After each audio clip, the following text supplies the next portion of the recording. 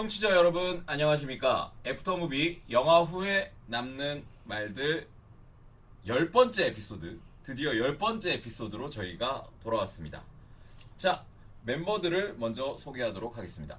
안녕하세요, 다나입니다. 안녕하세요, 달팽입니다. 네, 안녕하세요. 저는 키비입니다. 자, 10번째 에피소드예요. 저희가 이거를 시작할 때만 하더라도 솔직히 물론 이거 제가 좀 기획을 했지만 와, 막상 이거를 이제 두 자리 숫자의 에피소드를 녹음을 한다고 생각을 하니까 뭔가 새롭게 시작을 한다는 느낌이 또 들면서도 생각보다 많이 우리가 했다는 느낌이 좀 드네요. 맞죠?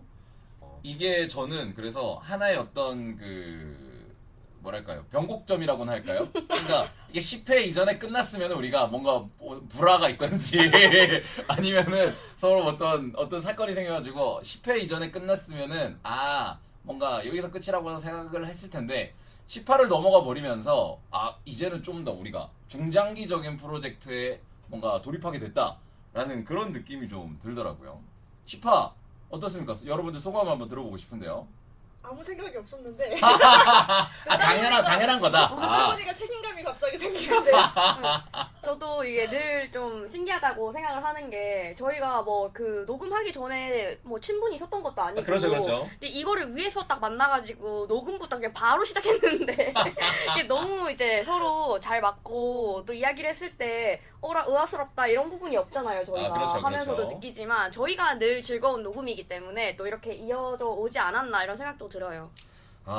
저희가 이제 10화까지 에피소드가 진행이 됐는데 저희 에피소드를 들어주셨던 청취자분들 뿐만 아니라 앞으로 저희 팟캐스트를 미래의 청취자분들에게도 다시 한번 감사하다는 인사를 한번 드리면서 자 그러면은 근황 토크를 좀 해보도록 하겠습니다. 저희가 이제 3주 만에 뵙죠. 지난번에 여러분들 뵀을 때는 날씨가 그래도 좀 쌀쌀했는데 이제는 옷이 많이 가벼워지고 날씨가 많이 더워지고 있습니다. 그동안 어떻게 지냈습니까? 달팽이님 한번 이야기해 주실까요?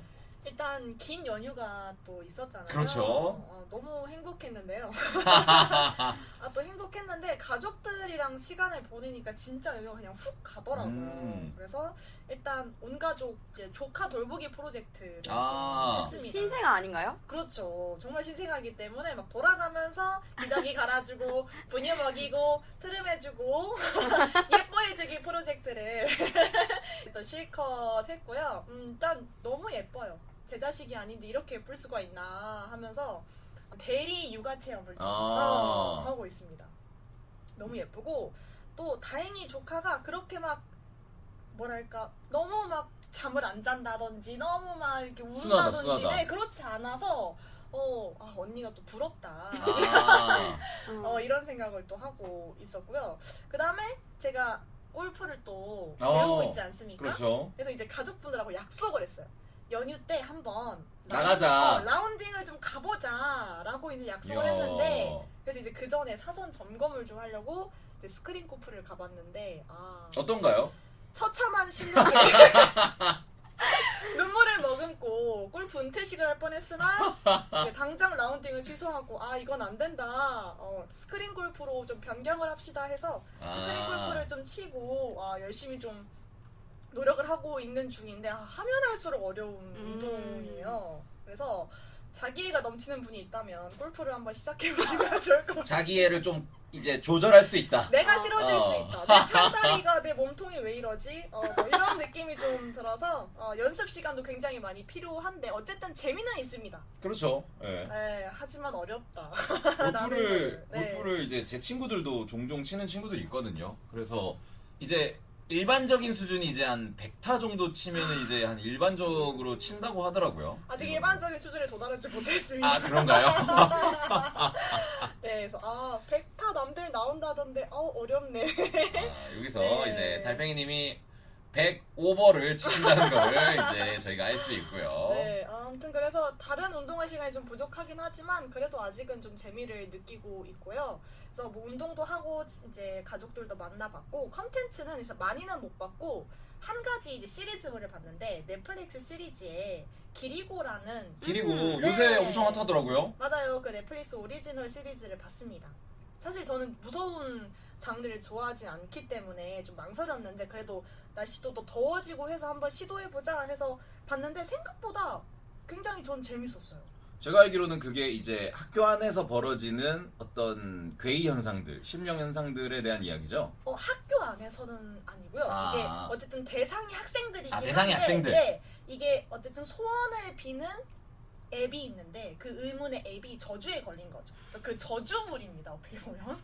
요새 귀신들은 음. 디지털화가 맞아요. 됐어요. 좀 신기했어요. 이게 앱에도 저주가 걸릴 수 있구나. 약간 사주랑 좀 연결이 되면서 무당도 등장하고 그래서 그 저주를 어쨌든 푸는 그런 시리즈물인데 배우분들도 전부 다 잘 모르는 어쨌든 신예 배우분들이시고 그 중에 한 분은 강민아 배우님? 뭐 구구단인가요? 네 맞아요. 아. 그 아이돌 아닌가요? 맞아요. 아. 그분이 한 분 등장하는데 그분만 알겠더라고요. 음. 나머지는 진짜 신예 배우분들이신데 어쨌든 그 저주가 생긴 히스토리랑 그걸 풀어가는 과정이 나름대로 재미있었던 네, 그런 이야기였고 지루하지 않고 흡입력이 좀 좋았던 것 같아요. 몇 화 완결이죠? 8화였던 것 같고요. 아, 아마 깔끔하네요. 시즌 2도 나올 것 같습니다. 그 뒤에 마무리가 뭔가 또 나올 것처럼 그 마지막 화에서 마무리가 안 되고 뭔가를 또 암시해주더라고요. 그래서 시즌 2도 나올 것 같다라는 생각이 들었어요. 근데 앱으로 이제 귀신이 나온다는 건가요? 아니요, 그 앱에 저주가 걸려 있어서 거기에 소원을 빌면 소원을 빈 사람이 저주를 받는 거죠. 아. 네. 아, 뭔가 저는 약간 착시나리 이런 거 좀 생각을 했는데 그런 게 네, 아니군요. 그런 건 아니고 그냥 그 저주에 걸린 것이 어떤 휴대폰과 그 매체인 거죠. 이 공포물도 시간이 지나면서 많이 진화를 하잖아요. 맞아요. 그러니까 어떤 매개가 되게 중요하잖아요. 네. 공포물에서는 우리가 아는 가장 유명한 뭐 귀신이 나오는 거라면 뭐 링 뭐 이런 게 있는데 그때까지만 해도 이제 그 비디오 테이프로 링은 비디오 테이프로 맞죠. 이게 전염이 되는 그리고 뭐 그 전화기를 통해서 이렇게 왔다 갔다 하는 귀신이 있었는데 이제 또 귀신도 세대 진화를 해서 어플리케이션을 통해서 맞아요. 디지털 귀신들이 등장을 했다. 네. 아, 굉장히 재밌겠네요. 네. 근데 제가 듣기로는 좀 무섭다기보다는 고어함이 더 크다고 듣긴 했어요. 네. 약간 잔인한 부분이 많이 나오는데 그래도 저는 못 볼 정도는 아니었다. 아. 네, 그 정도였습니다. 그 제목이 뭐였다고요? 기리고인데 기리고. 뭔가 이렇게 소원을 비는 듯한 그런 이 어플 이름이 기리고. 기리고. 아. 아, 뭔가를 기린다. 아, 네. 고등학교 이름이 아니고? 네, 고등학교. 기리고. 아, 나 이때까지 그런 줄 알았어. 아하. 맞아, 그렇게 생각하실 수 있겠네요. 또 여름을 맞이해서 네. 남양 느낌으로다가 저희가 한번 나중에 뭐 여름 특집으로다가 뭐 할 거 없으면 두 분 공포 영화 좋아하세요? 두 분은? 거의 고문 아니에요? 살려줘. 이거 없는 걸로 하겠습니다. 없는 걸로. 그때 살목질 볼까 말까 고민을 하셨잖아요. 저는 그러니까 안 봤어요. 왜냐면은 그러니까 공포 영화를 꺼리는 거는 아닌데 별로 그러니까 끌리지 않으셨고. 좀 이제 검증된 공포 영화를 좀 보고 싶지. 아. 좀 그래서 보진 않았습니다. 살목질. 저는 뭐 이어서 얘기를 하자면은 저도 연휴를 재밌게 잘 보냈습니다. 그래서 대전에를 한번 갔다 왔어요. 오. 그래서 뭐 성심당을 안 갈 수가 없지 않습니까? 그래서 갔습니다. 그래서 제가 이제 그 이제 성심당에 제가 안 유명할 때 그럼에도 불구하고 그때 두 채가 있었거든요. 건물이 본관이랑 이제 뭐 케이크 하는데 근데 그때는 줄을 그렇게 많이 안 섰어요. 그래서 들려서 부추빵 먹고 뭐 튀김소보로 먹고 뭐 저 명란바게트 먹고 와 맛있다. 빙수도 먹고 2층에 가서 빙수도 먹고 와 성심당 진짜 가격 싸고 괜찮다라고 했거든요. 그게 거의 한 10년 이제 전이에요. 그래서 이제 갔죠. 그랬는데 자 줄이 맞아요. 연휴 때였어요. 와 8시에 이제 그 부티크 이제 케이크 오픈런을 했는데 8시 오픈이니까 7시 반에 갔습니다. 안 되죠. 제가 정말 어리석었어요. 실패! 네. 그래서 와 이게 다 줄이야 하고 어쩔 수 없이 줄을 섰는데 제가 보고 있으니까 저랑 똑같은 표정을 짓는 사람이 계속 들어오는 거예요. 줄 보고 깜짝 놀라고 쓰고 그 다음에 또 어떤 아저씨 가서 줄 보고 깜짝 놀라고 서고 그래서 거의 픽업하고 결제하고 숙소 가서 이걸 먹기 시작할 때가 한 2시간 정도 걸렸던 것 같아요. 아 진짜로 2시간 네, 걸리는 것 같아요. 근데 저는 항상 궁금했던 게 진짜 그냥 생으로 줄을 서야 되잖아요. 네, 네. 그래서 그냥 이런 거 그 테이블링이나 이런 걸 하면 안 되나? 라는 아. 좀 아쉬움이 들긴 했어요. 왜냐면 제가 그때 줄 섰을 때는 비도 왔단 말이에요. 정말 힘들었어요. 우산 쓰고 기다리는데 뭐 다행히 제 뒷번호에서 시류가 끊겨가지고 기뻤지만서도 이걸 내가 우산을 쓰고 이거를 1시간 넘게 기다리고 있다는 그러니까요. 거가 조금 그렇긴 하더라고요. 맛을 봤을 때 충분히 근데 맛은 있었습니다. 엄청 맛있어요, 근데. 엄청 맛있습니다. 그렇죠. 맛으로 깔 수가 없어요. 네. 그래서 가격도. 여러 가지 그러니까 약간 그 압박이 있잖아요. 뭐랄까 내가 1시간 반을 기다려서 들어갔으니까 뭐라도 집어야 돼라고 생각하고 고도의 마케팅 전략. 그러니까요. 아. 저는 빵을 그렇게 좋아하는 사람도 아니고 관광지의 느낌으로서 성심당을 갔단 말이죠.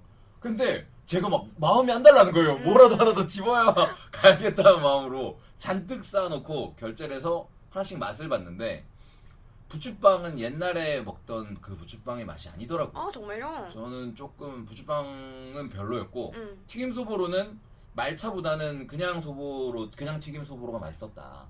그리고 최고로 추천하는 거는 순수롤. 아. 그 롤이 있는데 그 롤 안에 그 생크림을 가득 채운 게 있는데 이게 최고입니다. 성심당은 순수롤 플러스 명란 바게트다.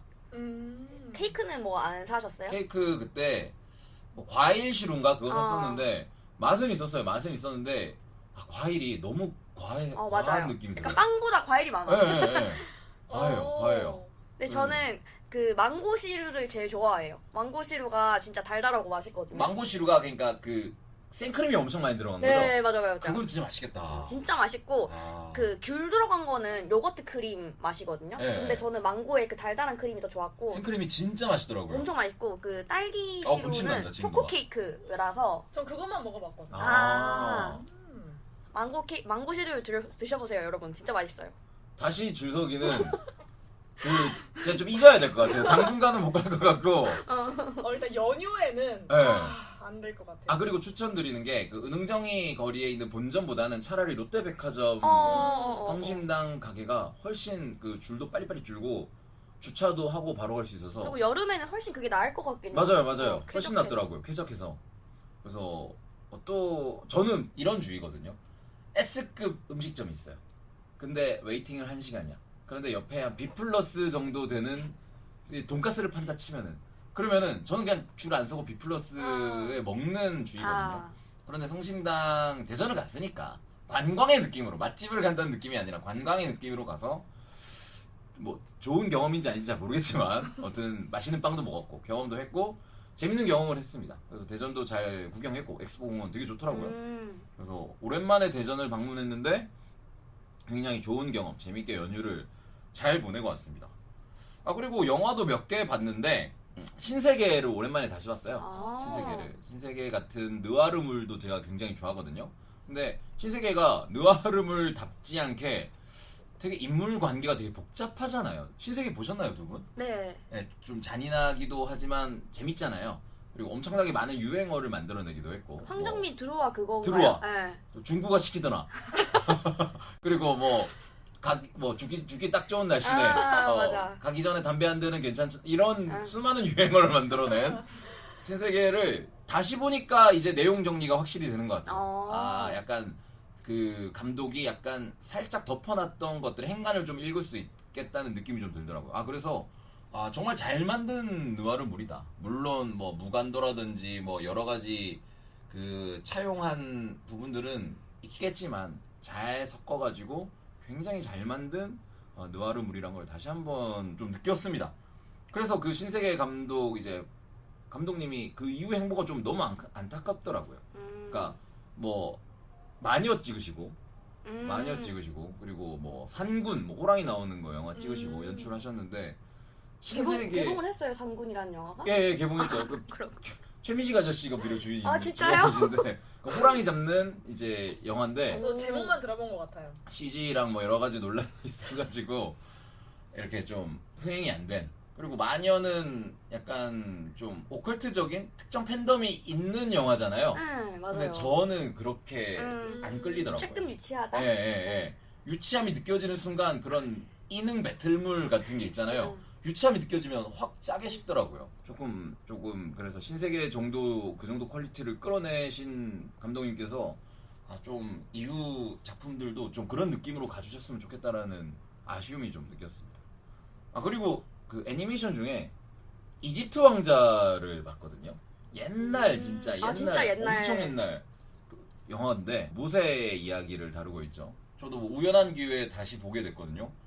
노래가 너무 좋아요. 오, 노래가. 디즈니 건가요? 네, 네, 아. 네. 노래가 너무 좋고 지금 봐도 내용이 유치하지가 않더라고요. 그래서 교회를 다니시는 분이면 진짜 봐도 좋을 것 같고 뭐 가족들이랑 봐도 너무 좋을 것 같은 애니메이션이었습니다. 그래서 가볍게 성경에 대한 이야기를 제가 교회를 다니는 거 아닙니다. 그래서 그쵸, 그래도 근데 그러려고. 제가 교회를 다니는 거 아닌데 그냥 저는 근데 교회를 다니진 않지만 종교 관련된 그런 좋아하시는 거를 좋아하니까 그래서 찾아봤는데 되게 재밌어요. 그래서 아. 한번 추천드립니다. 그래서 신세계 이집트 왕자 이렇게 두 개를 좀 추억여행을 하셨네요. 예, 맞습니다. 추억 여행을 좀 한번 이집트 왕자가 몇 년도 작품인가요? 1991년인가 89년도인가 아마 그럴 거예요. 20세기 영화가 아. 그더라고요. 키와 비슷한 시대. 그렇죠. 아, 그렇죠. 저는 딱 그 이미지가 딱 떠오르는데 내용은 몰라가지고. 예, 예. 근데 그리고 CG 얘기라고 하셔가지고 그거 들으셨어요? 그 강가 사는 남자가 OTT에 이제 다 들어왔거든요. 호랑이 씨가 많이 바뀌었다고 바뀌었다고요? 합니다. 정말요? 네, 많이 이제 진짜 좀 CG를 더 많이 좀 힘 줬나 봐요. 그래서 그 우리가 영화관에서 봤던 옛날 호랑이 씨는 이제 갔다. 그거 좀 너무했어. 근데 그거 좀 네, 너무했어. 그래서 OTT의 호랑이는 진짜 같더라고요. 진짜요? 응. 그래서 그것만 한번 보세요. 그럼 진짜 그렇게 해서 이 개봉을. 그때는 약간 너무 제작비가 좋았을 모자라지 텐데. 않았을까요? 1600만이 넘은 이 그렇죠. 시점에서 이제 감독님의 철학이 보이기 시작하고 저희가 감히 어떻게 유해진 배우님이 또 상 받으셨던데. 진짜요? 그... 백상에 네. 아. 상 받으셨더라고요. 그 백상에서 왕사남이 상을 뭐를 받았나요? 유해진 배우님이 주연상 받으셨어요. 감독상은 거기까지는 아. 모르겠지만. 진짜 우리 좀 너무하네요. 저도 딱 그것만 기사로 접하고 나머지는 궁금하지 않아서. 더 이상 찾아보지 저도 않았습니다. 찾아보지 않았어. 네. 좀 반성해야 된다. 음. 국내에 있는 이제 청룡이나 백상도 저희 이제 좀 관심을 좀 스스로 가십시다. 예, 스스로 네. 좀. 아. 영화 팟캐스트잖아요. 관심 있게 봐야 되는데. 예. 저는 뭐 이렇게 연휴와 근황 이렇게 잘 보내고 있고. 자, 그럼 다나님 재밌게 잘 보내셨나요? 저는 그 황금 연휴 동안 그냥 한 게 일어나서 영화 보고 드라마 보고 다 자고 이거밖에 아. 없거든요. 와. 원래는 전주국제영화제를 가려고 했잖아요. 근데 귀찮더라고요. 했죠. 네, 그래가지고 그냥 안 가고 그냥 드라마를 좀 더 보는 게 낫겠다 싶어가지고. 그래서 제가 진짜 많아요. 그래서 제가 소개를 다 해드리면 시간이 좀 그럴 것 같아요. 괜찮으실까요? 그러면은 이렇게 하는 거 어떻습니까? 그 목록들을 정리 좀 해주셔가지고 뭐 유튜브 대댓글란에 이렇게 남기면은 중요하게 재밌다고 여기시는 것만 몇 개 소개해 주시고. 네네. 자, 좋아요. 그러면 다나의 컨텐츠, 이번 주의 컨텐츠 한번 들어보도록 하겠습니다. 네, 이게 3주인데다가 연휴가 길어서 좀 많이 챙겨본 거라서 네. 일단 애니메이션은 저번에 뭐 모브사이코 100 시즌 1을 다 봤다고 했는데 시즌 2랑 3을 다 봤고요. 나는 그 만화책으로 보려고 했는데 깜빡 잊고 있었다. 이제 완결이 애니는 완결이라고 하더라고요. 더 이상 안 나오고. 그래서 이제 뭐 레이겐이라는 어른이 나오는데 이게 어른의 성장도 담고 있는 따뜻한 애니메이션이라서 좋았고요. 요새는 애니메이션이 다 약간 끝이 좀 피폐하고 다 죽고 이러는데 그렇지 않은 애니라 좀 더 좋았나 봐요. 이 작가나 감독들이 이상한 병에 걸렸어요. 그러니까 결말을 이상하게 내. 그러니까 우리는 사실 따뜻하고 이렇게 행복했으면 좋겠잖아요. 그죠. 저만 그런가요? 아니 진짜 안 죽으면 좋겠죠. 네. 되게 하이킥이 떠올랐어요.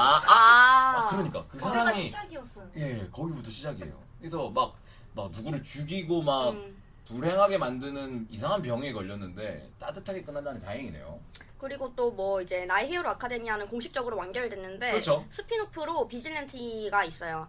시즌 2를 봤는데 본편보다 확실히 좀 아쉽다. 주인공은 누구죠? 새로운 주인공. 새로운 주인공? 완전 새로운. 그래가지고 세계관만 그대로 갖고 가는? 네, 맞아요. 그래서 이제 전 시대의 이야기라 가지고 전 시대의 이야기. 이제 뭐 올나이트의 젊은 시절 이런 게 나오고요. 근데 아무래도 좀 나이 히어로 아카데미아는 10년 동안 했는데 그게 벌써 10년이요? 네, 제가 뭐 이거를 지금 잠깐 봤다고 정을 붙이는 게 좀 이상하잖아요. 그래서 좀 본편과 비교되는 부분이 아쉽긴 했는데 그래도 뭐 재밌게 같은 세계관이라서 잘 봤고요. 요새 그런 스피노프작들이 되게 많이 나오는 것 같아요. 뭐 예를 들어서 뭐 옛날 만화긴 하지만 나루토도 보루토가 나오고 예, 그리고 주술레전도 새로운 스피노프작이 나왔죠. 네, 모듈러. 예, 모듈러가. 그리고 주인공은 그대로 이어서 가는 느낌이고. 새로운 주인공들. 근데 제 전작의 주인공이 나오니까 예, 중요하게 꽤 나오잖아요. 그리고 또 네네, 예, 맞아요. 요새는 그게 유행인가 봅니다. 약간 그 만들어놓은 세계관을 1차로 끝나는 게 너무 아깝나 봐. 예, 그런 게 좀 유행인 것 같아요. 그리고 이제 드라마를 2017년작 9회조를 드디어 봤거든요. 아. 서예지 배우가 나오는 그 사이비 종교 이야기인데요. 그 당시에도 진짜 입소문이 많이 탔어요. 서예지 배우의 그 방언 연기가 너무 좋다고 했는데, 그때는 이제 안 보고 있다가 갑자기 꽂혀가지고 16부작이더라고요. 이렇게 긴 드라마를 너무 오랜만에 봐가지고 2배속으로 보긴 했거든요. 근데 16부작이 이제는 우리가 길다고 너무 느껴지는구나. 네. 그래서 이제 2배속으로 보니까 거의 한 8화 정도로 제가 본 그런 거죠. 네, 봤는데 와, 근데 서예지 배우뿐만 아니라 옥태견 배우도 연기를 잘하시더라고요. 되게. 아, 그렇죠. 그리고 저는 우도환 배우를 여기서 처음 봤어요. 그래가지고 우도환 배우도 연기를 되게 잘하시고, 이게 사이비 종교에 대해서 좀 깊은 생각을 해볼 수 있는 드라마였어가지고 되게 인상 깊어서 잘 봤다 싶은 드라마였어요. 기분이 좀 나빠지지 않던가요? 약간 사이비 종교 관련된 컨텐츠를 접하면 저는 기분이 되게 안 좋아지더라고요. 저는 호기심이 더 생기는 것 같아요. 어떻게 하면 저렇게까지 세뇌가 되는 걸까? 그게 궁금해요, 심리가. 어떻게 저렇게 깊게 빠질까? 네. 맞죠? 이게 다른 사람들이 아무리 얘기를 해도 안 들리는 상태가 되잖아요. 그게 너무 좀 궁금한 것 같아요. 그래서 이런 걸 좀 보게 되는 것 같고, 한국 드라마 중에 이렇게까지 심층적으로 사이비 종교에 대해서 다룬 게 이거 말고 또 잘 없을 것 같아서 되게 인상적으로 봤고요. 그다음에 이거는 키비님도 아마 아실 것 같은데, 더 라스트 오브 어스 라스트 오브 어스 시즌 2를 드디어 다 봤거든요. 드라마로 보셨구나. 네, 게임을 제가 안 하다 보니까, 근데 스토리라인은 게임이랑 드라마랑 똑같거든요. 그렇죠. 근데 제가 게임을 안 하다 보니까 저한테는 이 모든 게 스포일러고 너무 모든 게 놀라운 거예요. 사실 게임 자체도 그냥 그래픽 노블 같은 느낌으로 가요. 막 난이도가 전혀 어렵지도 않고. 그래가지고 이제 이 시즌 1에서 엄청 애착을 가진 주인공이 하차를 이제 하는 거예요. 그쵸. 시즌 2에서. 그게 너무 충격적인 거예요, 저는. 그래서 거기서 잠깐 멈췄다가 그래도 봐야지 하면서 다시 봤는데, 이 찾아보니까 게임도 처음 나왔을 때 그 장면에서 사람들이 많이 조금 하차를 했다라고도 하는데, 뭐 끝까지 보고 나니까 뭐 감정선이라든지 향후의 스토리 전개라든지를 위해서 좀 필요한 장면이었을지도 모르겠다라는 생각을 좀 하기는 했는데, 또 시즌 3이 나와봐야 알 것 같아요. 네, 그리고 이제 넷플릭스 공개작 아쿠아리움이 문을 닫으면이라는 영화를 봤는데요. 그냥 따뜻한 휴먼 드라마거든요. 이제 문어가 나레이션을 해요. 문어가요? 네, 그 진짜 생명체의 문어가. 그 외에 예전에 넷플릭스에서 나의 문어 아저씨라고 유명한 다큐 아시죠? 문어한테도 이제 엄청난 지능이 있다. 근데 이게 인간과는 다른 시스템이기 때문에 네. 우리가 모르는 것 뿐이다, 이런 내용이었거든요. 그래서 이제 문어가 이 사람들의 관계를 보면서 얘도 인간들의 삶에 대해서 생각을 하고 막 이렇게 하는 거예요. 근데 저는 좀 이렇게 너무 따뜻한 휴먼 드라마를 별로 취향이 아니라가지고 네. 근데 문어가 이렇게 나레이션 하는 게 또 흔치 않은 영화라서 그래도 끝까지 봤고요. 다나님은 인간 외적인 어떤 크리처의 감정이입을 좀 많이 하시는 것 같아요. 그러니까, 네. 저는 베어가 떠오르는. 네, 저도. 네. 강아지를 이제 오랫동안 키우셔서 그런 그럴 수도 있을 건지. 것 같아요. 예. 이 문어가 근데 진짜 우리가 그냥 식당에서 먹는 문어 크기가 아니고 제 대형 문어예요. 네. 그래서 좀 아마 좀 생각도 막 깊겠죠? 그래서 뭐 이제 문어의 이야기가 나오는데, 근데 이게 호평이 되게 많아요. 근데 저한테 그냥 취향이 아니었을 뿐이고요. 그리고 이제 극장에서 챙겨본 게 4개거든요. 일단 공통점이 작년 부국제에서 상영했던 영화들이 올해 개봉을 해서 그거를 챙겨봤는데, 네. 첫 번째가 르누아르. 르누아르. 네, 지금도 걸려 있어요. 맞아 걸려 있어요. 두 번째는 올그린스. 올 그린스. 이것도 지금 걸려 있어요.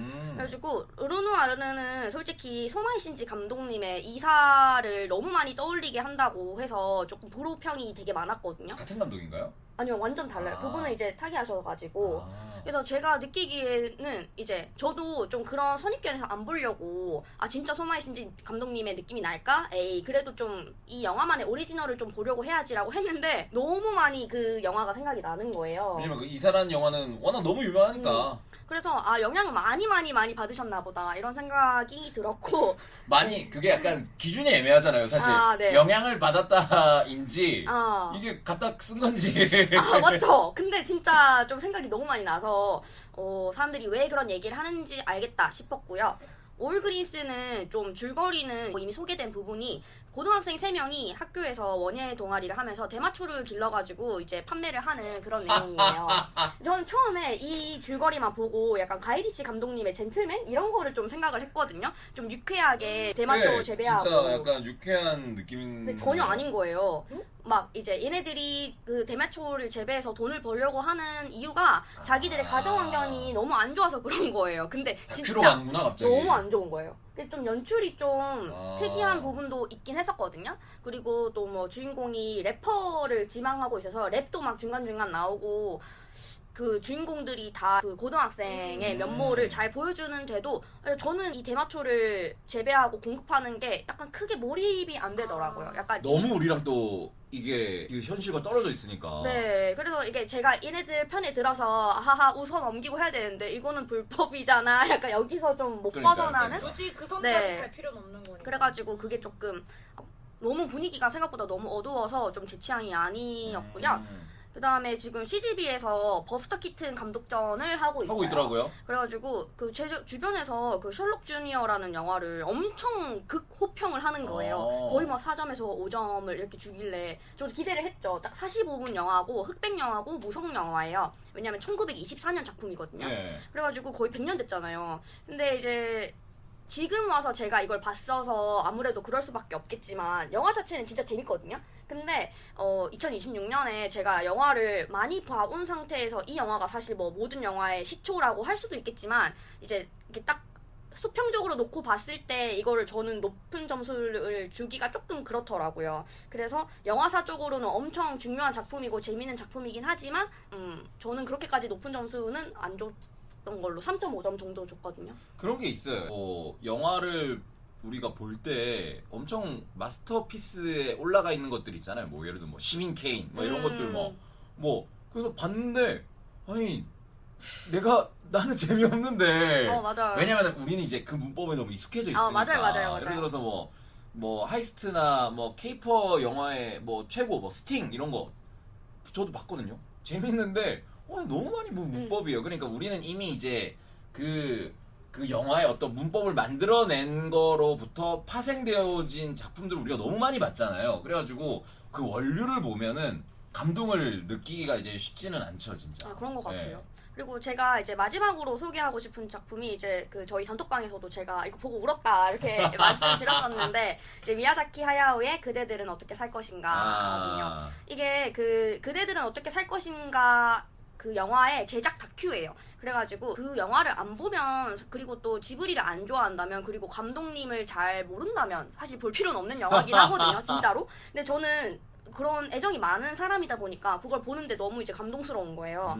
이게 근데 그리고 좀 웃겼어요. 왜냐면 지브리에서 만든 다큐기 때문에 모든 밈들을 다 지브리 영화에서 끌고 와요. 뭐 예를 들어서 감독님이 웃는다 이러면은 그 하울의 움직이는 성에 흰이 웃는 걸 갖다 붙인다든지 아니면 뭐 에너지를 흡수한다고 하면 가오나 씨가 음식을 막 흡입하는 장면이 나온다든지 그런 게 좀 웃겼고 되게 정성스럽게 만드네요, 다큐 자체를. 네, 그래서 지브리 좋아하는 사람들이 여기서 나온 장면이구나 뭐 이렇게 좀 생각할 수 있도록. 근데 제가 울었다고 했잖아요. 근데 그 이유가 이 다큐 전반적인 분위기가 죽음과 슬픔이에요. 왜냐면 이 감독님이 이 영화를 사실 만들기 전에 한번 은퇴를 하셨다가 했었거든요. 번복하셨잖아요. 근데 저는 그냥 웃기다 그냥 또 만들고 싶은 게 있었나 봐 이랬는데 그게 아니고 주변 인물들이 이제 다 돌아가시면서 너는 살아있잖아 한 편이라도 더 만들어라고 한 거예요. 그렇게 만든 작품이라니까 하니까 벌써 울컥하잖아요. 그런데 이제 또 감독님이 너무너무 좋아하는 그 동료 감독님이 있었는데 돌아가신 거예요. 근데 그게 너무 마음이 슬펐나 봐요. 그래가지고 이제 뭐 감독님이 인간의 죽음은 당연한데 그 사람들이 죽어야 한다는 거에 악의가 있다. 생명의 역사는 악의가 가득해. 삶은 악이다. 이렇게 말을 하세요. 그걸 네. 바탕으로 만든 영화인 거예요. 그래서 제가 저번 시간에 녹음할 때도 그 얘기를 했잖아요. 삶은 부조리하고 뭐 악이 있다. 제가 영화를 잘 받아들여서 기뻤지만 동시에 슬픈 거예요. 이렇게 슬픈 상태에서 만드셨다. 왜냐면 제작 다큐 중에서 그 주변인들이 너무 많이 돌아가세요. 어... 네, 계속 오늘은 또 누가 죽었대 뭐 이렇게 계속 나오거든요. 그 어떤 작품의 어떤 관계자, 네, 그 그 뭐 주변인물. 미야자키 하야오 사단 같은 네, 이런 맞아요. 사람들이 그리고 이게 영화를 만드는데 시간이 거의 한 4년 걸렸더라고요. 근데 이 시간이 쭈르륵 지나가잖아요. 감독님이 너무 나이 드는 게 보이는 거예요, 진짜로. 갑자기 확?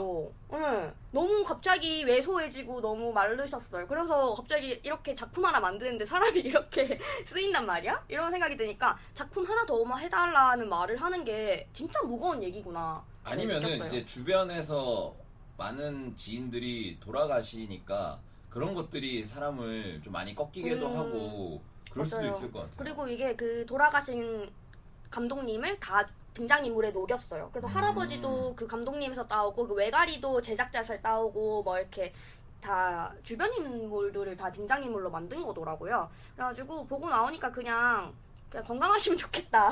네, 그런 생각으로 나왔던 것 같아요. 앞으로 지브리는 어떻게 될까요? 앞으로. 뭐 그냥 듣기로는 또 감독님이 작품을 하나 더 하고 있다 얘기도 있고 그 아니면 다른 감독님이 하시는 건지 모르겠지만 그래서 그 아들이 하나 대차게 말아먹고 아, 그 네. 게드 전기를 대차게 말아먹고 이제 뭔가 그 아야와 마녀 이제 후계가 이제 안 되잖아요. 그러니까 음. 미야자키 하야오 감독님이 그럼 만약 이제 세상 돌아가시면은 지브리는 끝인 건가? 근데 지브리 감독 아들님이 이제 건설 쪽 일을 네. 하셔가지고 지브리 파크를 다 지금 총괄 감독을 하고 계시고 이번에도 그 거사를 만들 때 에반게리온을 만드신 그림 작가님이 같이 공동으로 그림을 그리셨어요. 그래서 그림 그리시는 분들은 많은 것 같아요. 그런 그림체로 그릴 수 있는 분들은. 근데 약간 그 이제 맛이 살 것인가? 우리가 음. 아는 지브리가 우리가 좋아하는 그 지브리가 그리고 진짜 나이가 많으시잖아요. 그렇죠. 근데 진짜 감이 좋으신 거야. 자기가 그렸는데 그 다음날 이게 다시 보니까 재미 하나도 없어. 바로 버려요. 그 감이 진짜 뛰어난 거잖아요, 사실. 그래서 예술가적인 기질이 네. 있으신 거네요. 그래서 이런 예술가적인 어떤 감이 있어야 되는구나 싶었어요. 궁금합니다. 그러니까 앞으로 이렇게 미야자키 저도. 하야오라는 그 지브리라는 거대 브랜드가 돼버렸잖아요. 네, 이제는. 맞아요. 어떻게 될 건지 한 명의 팬으로서 이제 굉장히 궁금해지네요. 저는 이렇게 마무리 제가 되게 간략하게 말씀드려가지고 금방 끝난 것 같아요. 예, 추천해 주실 것들은 더 정리하셔서 나중에 유튜브에 네. 같이 올려주시면 좋을 것 같습니다. 저희가 유튜브 채널을 개설했어요. 말씀을 안 드렸는데 저희가 유튜브 채널을 몰래 한번 만들었습니다. 그래서 그 유튜브에 이제 애프터 무비 영화 후에 남는 말들 검색하시면 나오고요. 저희 팟캐스트 저희가 녹음했던 거 다 올려놓고 있으니까 와서 구독과 좋아요 한번 눌러주시면은 댓글도 많이 달아주시면 감사하겠습니다. 자, 그러면 본격적으로 저희가 이야기를 하기 전에 댓글 소개를 먼저 좀 드리도록 하겠습니다. 자, 유튜브에 프로젝트 헤일 메리 편에 댓글을 달아주신 분이 한 분 계십니다. 너무 감사하게도. 근데 이제 아이디가 잘 모르겠어요. 읽기가 어렵습니다. ZGANSA블님. 영화에서는 에리디언에 대한 자세한 설명이 없어서 마지막에 그레이스의 빛의 속도를 말해줄 수 있는 사람이라는 대사가 너무 뜬금없이 느껴질 수가 있는데요. 소설을 끝까지 읽어보시면 이 대사 하나가 소설의 모든 내용에 관련되어 있다는 것을 알게 됩니다. 라는 댓글을 남겨주셨습니다. 네, 책도 읽어보신 것 같고 영화도 재밌게 봐주신 것 같아요. 사실 맞죠? 빛의 속도에 대해서 말해줄 수 있는 사람. 사실 에리디언들은 빛의 속도에 대해서 모르잖아요. 그래가지고 상대성 이름도 모르고 그래서 이 빛의 속도에 대해서 말해줄 수 있는 사람이라는 한 대사가 가지고 있는 함의가 굉장히 많은 뜻을 가지고 있죠. 그래서 굉장히 좋은 댓글 잘 남겨주셔서 너무 감사하다는 말씀 드리고 싶습니다. 다른 우리 청취자분들께서도 댓글 남겨주시면 저희가 정말 감사한 마음으로 댓글 소개해 드릴 테니까 댓글 많이 남겨주시면 감사하겠습니다. 자, 그러면 이제 본격적으로 이번 에피소드 10편의 영화에 대해서 이야기를 나눠보도록 할 텐데요. 자, 이번에 저희가 다룰 영화 뭐죠? 악마는 프라다를 입는다 2입니다. 악마는 프라다를 입는다. 두 번째 영화가 되겠습니다. 자, 그러면 본격적으로 한번 이야기를 나눠보도록 하겠습니다. 자, 그러면 먼저 각자 우리 멤버들의 짧은 인상평부터 한번 들어보도록 하겠습니다. 여러분들 영화를 어떻게 보셨나요? 저는 일단 1편을 재밌게 봤어가지고 기대를 많이 하고 있었는데 일단 첫 번째 인상평은 왜 이렇게 어둡지? 라는 거예요. 아, 생각해보니 그러네요. 화면이 너무 어두워가지고 조금 더 밝게 보고 싶다. 이 상영관이 문제인가? 뭐 이러면서 봤었고요. 그리고 그냥 저는 재밌게 봤어요. 그래서 한 번 더 보고 싶어가지고 좀 밝은 상영관을 찾아가려고 합니다. 그리고 2회차까지 하셨다고. 그거는 못했어요. 못하셨어요? 네. 아쉽네요. 저도 말씀드리자면 저도 굉장히 재밌게 봤습니다.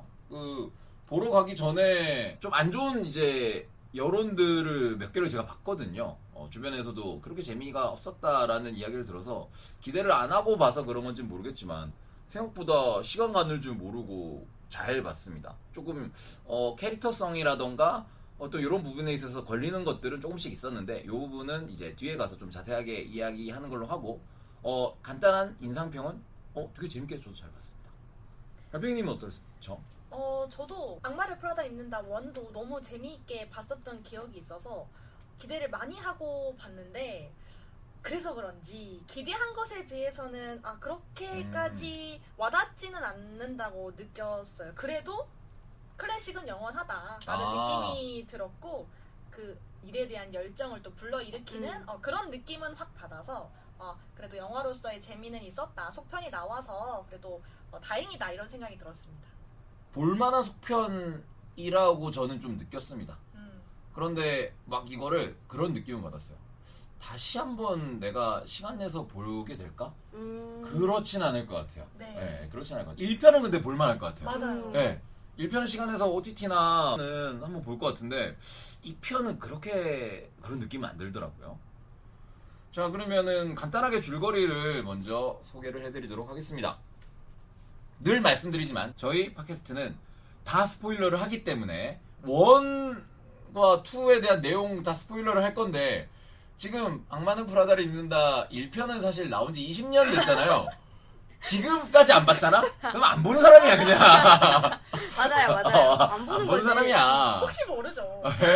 신기해. 다이아드 1편 내용 스포했다고 그 스포한다고 뭐라 그러는 사람은 그게 안 되는 겁니다. 그래서 저희는 어쨌든 청취자분들 화내는 거 아닙니다. 자, 청취자분들께서는 저희 팟캐스트는 다 스포일러하는 방송이니까 혹시나 악마는 프라다를 입는다 2편을 안 보고 오셨다면은 보고 나서 들어주시면 좀 더 재밌게 들어주실 수 있을 거라 생각됩니다. 그럼 간단하게 줄거리 먼저 소개해드리겠습니다. 이제 디지털 미디어가 지배하는 21세기 2026년이죠. 2026년의 뉴욕을 배경으로 시작을 합니다. 1편의 배경도 뉴욕이었고 2편의 배경도 뉴욕입니다. 그래서 영화의 시작은 이렇게 시작해요. 1편과 똑같습니다. 1편에서도 앤 해서웨이가 연기하는 앤디가 이제 이빨을 닦으면서 등장을 하죠. 거울을 쓱 닦으면서. 그리고 2편 역시 그렇게 진행이 됩니다. 1편에서 앤디는 자기의 꿈을 찾아서 떠났죠. 저널리즘 기자가 되기로 해서. 그래서 2편에서는 어떤 크게 성공한 기자가 돼 있었습니다. 맞죠? 그래서 어떤 사회의 주요한 문제를 다루는 기사를 쓰고 그리고 상도 받아요. 그랬는데 거대 모회사가 자기와 자기의 모든 그 기자가 있는 그 회사라고 하죠. 그거를 다 해고시켜버리죠. 그래서 앤디는 이제 오갈 데가 없는 낙동강 오리알 신세가 됩니다. 그때 연락이 와요. 1편에서 앤디가 일했던 그 런웨이라는 잡지사에서 연락이 옵니다. 그래서 앤디는 갈 데가 없으니까 그리고 런웨이에서도 기사를 쓰는 기자 일을 할 수 있기 때문에 거기에 들어가서 다시 일을 하게 됩니다. 1편에서 같이 일했던 미란다, 메릴 스트립이 연기하는 미란다와 함께 두 번째 불편한 동거를 시작하게 됩니다. 그런데 1편에서 우리가 봤던 미란다는 진짜 권위의 상징이자 패션의 화신이죠. 코트를 집어 던지고 부하 직원의 사정 하나도 봐주지 않는데 그런데 앤디가 돌아와서 본 미란다의 모습은 조금 달라요. 코트도 자기 혼자서 걸고 그리고 부하 직원의 눈치를 보는 이런 상황이 벌어집니다. 그리고 우리가 알고 있는 비서 그 에밀리는 온데간데 없어요. 우리가 알고 있는 미란다의 새로운 모습을 보면서 거대한 21세기의 변화에서 이 패션 업계는 어떻게 이 상황을 맞닥뜨리고 그 패션업계 중심에 있는 이 패션의 아이콘이라고 할 수 있는 미란다라는 사람은 어떻게 이런 변화에 맞설 것인가, 그리고 앤디는 그런 미란다의 편을 들 건지 아니면은 어떻게 할 건지, 이런 것들을 보여주면서 영화가 진행이 됩니다. 이후의 내용에 대해서는 저희가 자세하게 같이 한번 이야기해 보도록 하죠. 자, 영화는 그래서 저는 이렇게 좀 생각을 좀 해봤습니다. 그래서 1편은 사실 사회초년생이 자아를 형성해 나가면서 자아 찾기, 그리고 개인의 신념과 꿈, 그리고 현실, 꿈과 현실 두 개 중에 어떤 걸 선택하느냐에 좀 방점이 찍혀 있다고 보거든요. 그래서 마지막에 앤디는 자신의 꿈을 찾아 떠나죠. 자신의 신념을 찾고, 그리고 이런 패션 업계에 묻혀 있지 않고 자기가 원하는 것을 찾아 떠나겠다면서 휴대폰을 분수에 집어 던지고 떠나죠. 그런데 이 편은 옛날과 현재, 신과 구의 대립으로 좀 느껴지거든요.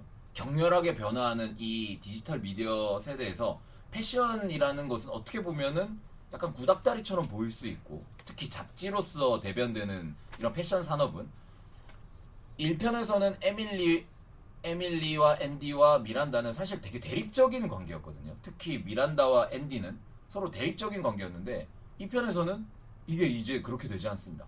같이 한 팀을 이뤄서 그런 변화에 같이 대응을 해나가는 모습을 볼 수 있거든요. 1편과 2편을 비교해봤을 때 여러분들은 좀 어떻게 보셨나요? 일단 앤디가 너무 많이 달라졌어요. 맞아요. 맞아요. 그래서 아까 말씀하신 그 자아를 찾는다는 말이 정말 딱 와닿았는데, 1편에서 앤디는 정말 이제 갓 사회 초년생으로 입문하는 입장이었고, 아직 프로의 마인드도 없고 사회생활이란 게 뭔지도 모르고, 나도 꿈은 있지만 내 현실이 어딘지도 모르는 그런 상태였다가 지금 이제 2편에서 나오는 앤디는 어느 정도 내가 글을 쓸 수 있는 저널리스트로도 성공을 했고, 나의 분야에 대한 자신감도 있고 자아가 좀 생긴 느낌이어서 그 자신감과 나에 대한 그 신념 이런 게 확 달라진 게 좀 느껴지긴 하더라고요. 근데 저는 그래서 그런지 이 앤디가 이 런웨이에서 이제 글을 쓰고 미란다의 어쨌든 마음을 또 들어야 되는 입장에서 그렇죠. 선택하는 그 과정이 좀 아쉽긴 하더라고요. 2편에서. 네, 이 편에서 어쨌든 이 사람도 저널리스트로서 성공을 한 입장인데 또 미란다의 눈에 들기 위해서 또 어떤 후킹하는 또 기사를 써야만 하고, 물론 시대의 변화에 적응하기 위해서 당연히 있지만 어떤 또 유명인들을 섭외해서 인터뷰를 하고 이런 과정들이 영화에서 나오는데, 이게 앤디가 그만큼 성숙했지만 이걸 풀어나가는 그 스토리가 좀 아쉽다는 생각이 또 들기도 했어요. 네. 그런 부분들이 충분히 그렇게 생각을 할 수 있다고 저는 생각을 하고, 근데 이거는 그 변화라는 어떤 거대한 대전제 앞에서 그렇게 될 수밖에 없더라고요. 왜냐면은 그 미란다가 1편에서는 뭐든지 자기의 의견으로 결정을 하잖아요. 뭐든지 자기의 의견으로. 이게 내 맘에 들어, 내 맘에 안 들어로 결정을 했는데, 2편에서는 앤디한테 앤디가 쓴 기사에 대해서 이렇게 얘기합니다. 네 글 남들이 이제 읽어주지 않던데? 그러니까 미란다의 마음에 들고 안 들고가 아닌 거예요. 대중이, 그 어떤 거대 미디어가 그 앤디의 기사를 좋아하냐 안 좋아하냐로 이제 판단이 되는 거죠. 20년 동안 너무나 많은 게 바뀌어버린 거예요. 네. 근데 이게 20년이 지났는데 앤디가 여전히 약간 비서처럼 일을 하려고 계속 하는 거예요. 자기는 특집 기사를 쓰려고 온 역할인데 왜 계속 이렇게 비서보다도 더 열심히 이제 그 마음에 들기 위해서 애를 쓰는 걸까? 조금 그 나이젤도 옆에서 인정 욕구가 과하다고 얘기는 하긴 하지만, 앤디가 너무 지나치게 미란다의 마음에 들기 위해서 본인이 일이 아닌 것까지도 최선을 다해서 하고 있는 모습을 보면서 좀 짠하기도 하더라고요. 1편, 2편을 봤을 때 앤디라는 캐릭터는 전혀 좀 완성되어 있는 사람은 아닌 것 같아요. 왜냐면은 사건을 어디 가서든지 좀 일으키는 타입이고, 그리고 생각이 깊은 사람은 아닌 것 같아요. 순진한 것 같아요. 음. 그 에밀리랑 그렇게 이제 마지막에 살리려고 노력은 하지만 그게 그 과정에서 진짜 온전히 미란다를 위해서라고 하는 거를 그냥 완전 믿어버리는 게 너무 나이브한 거 아닌가? 좀 그래서 그 스토리의 개연성을 잘 모르겠더라고요. 분명히 20년이 지났고 있고 분명히 저널리스트로서 그 한 분야에서 성공을 해서 성숙한 입장으로 돌아왔는데 뭔가 이어지는 스토리들을 보면 1편에서의 그 초년생의 앤디와 크게 다르지가 않은 맞아요. 거예요. 그 비슷하게 흘러가죠 구조가. 네. 예. 구조는 진짜 완전 똑같은 것 같아요. 그래서 영화 2편을 안 좋아하는 많은 사람들이 그 얘기를 하더라고요. 음. 영화가 사실 그냥 20년이 지난 악마는 프라다를 입는다 1편과 크게 다르지가 않다. 어떻게 보면은 1편의 맛을 똑같이 느끼고 싶어서 그렇죠. 2편을 보시는 분들도 있겠지만 또 어떻게 보면은 좀 더 다른 버전을 보고 싶은 분들이 있을 수 있으니까 그런 것 같아요. 저는 보면서 느낀 게 좋게 보긴 했지만 이 설득력 없는 개연성을 연기로 다 커버를 하고 있다 이런 그렇죠, 생각이 그렇죠. 들더라고요. 1편도 그렇지만 2편도 연기가 다들 어마무시해요 진짜. 개연성에 대해서 얘기하면 솔직히 저는 1편에서도 왜 갑자기 해리포터 편집본이 나오는 거야? 아. 약간 좀 의아스럽긴 했거든요. 그리고 그거를 어떻게 얻을 수 있는 거지? 이게 가능한 거야? 어떻게 보면 저작권인데 다음에 그거를 그렇게 당연하게 요구하는 게 미란다의 카리스마를 보여주는 거이기도 했겠지만 그것도 저는 좀 이해가 안 되긴 했거든요. 근데 이번에는 사샤라는 이 캐릭터가 너무 개연성이 없었던 것 같아요. 약간 뭐 이런 말 하면은 영화 용어를 너무 쓰는 것 같지만 약간 데우스 엑스 마키나 네. 같은 식으로 사용이 됐잖아요. 저도 그래서 그 사샤와 벤지라는 인물의 개연성이 너무 부족하다. 그래서 새로운 2편이면 물론 1편의 캐릭터들을 그대로 살리는 것도 중요한데 어쨌든 한두 명의 신스틸러 같은 매력적인 캐릭터는 분명히 있어야 된다고 생각을 하는데 그 역할을 어느 누구도 못했던 것 같아요. 1편에서는 그 친구가 있었죠. 자꾸 앤디 꼬시는 남자가 있었잖아요. 네. 예, 예. 그래서 긴장감 좀 유지시켜주는 배우가 있었는데 2편에서는 그런 역할을 해주는 사람이 잘 없었죠. 그리고 그 에밀리가 또 사샤의 전 남편인 벤지와 또 연애를 하면서 뭔가 이 런웨이를 다시 내가 내 것으로 만들려고 하는 그 설정도 이게 뭔가 저 그거 진짜 좀 캐붕이라고 느껴졌어요. 그리고 마지막에 가서는 친구 먹거든요. 어. 나였으면은 그냥 죽방을 한 대 갈겼었는데 어. 앤디가 착한 건지 바본 건지 진짜.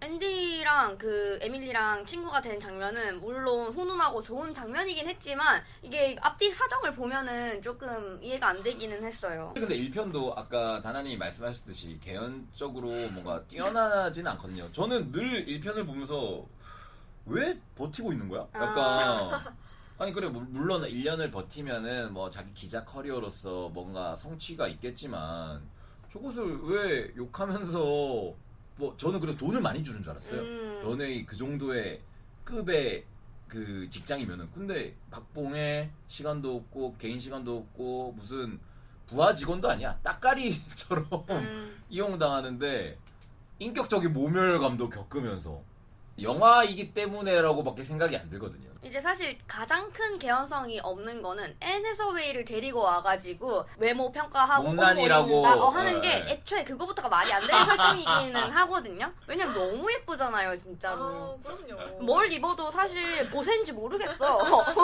그래서 저희가 그 1편도 그렇고 2편도 그렇고 개연성을 생각을 안 하게 되는 이유도 있고 못 하게 되는 이유가 있는데 안 하게 되는 이유는 시계 그냥 쓰고 싶지 않기 때문이고 못 하게 되는 이유는 엄청나게 비주얼적으로 화려함, 맞아. 그리고 연기. 연기. 와 저는 이제 남자잖아요. 아. 남자임에도 불구하고 그 의상의 화려함과 그 아름다움이 와 대단하더라고요 진짜.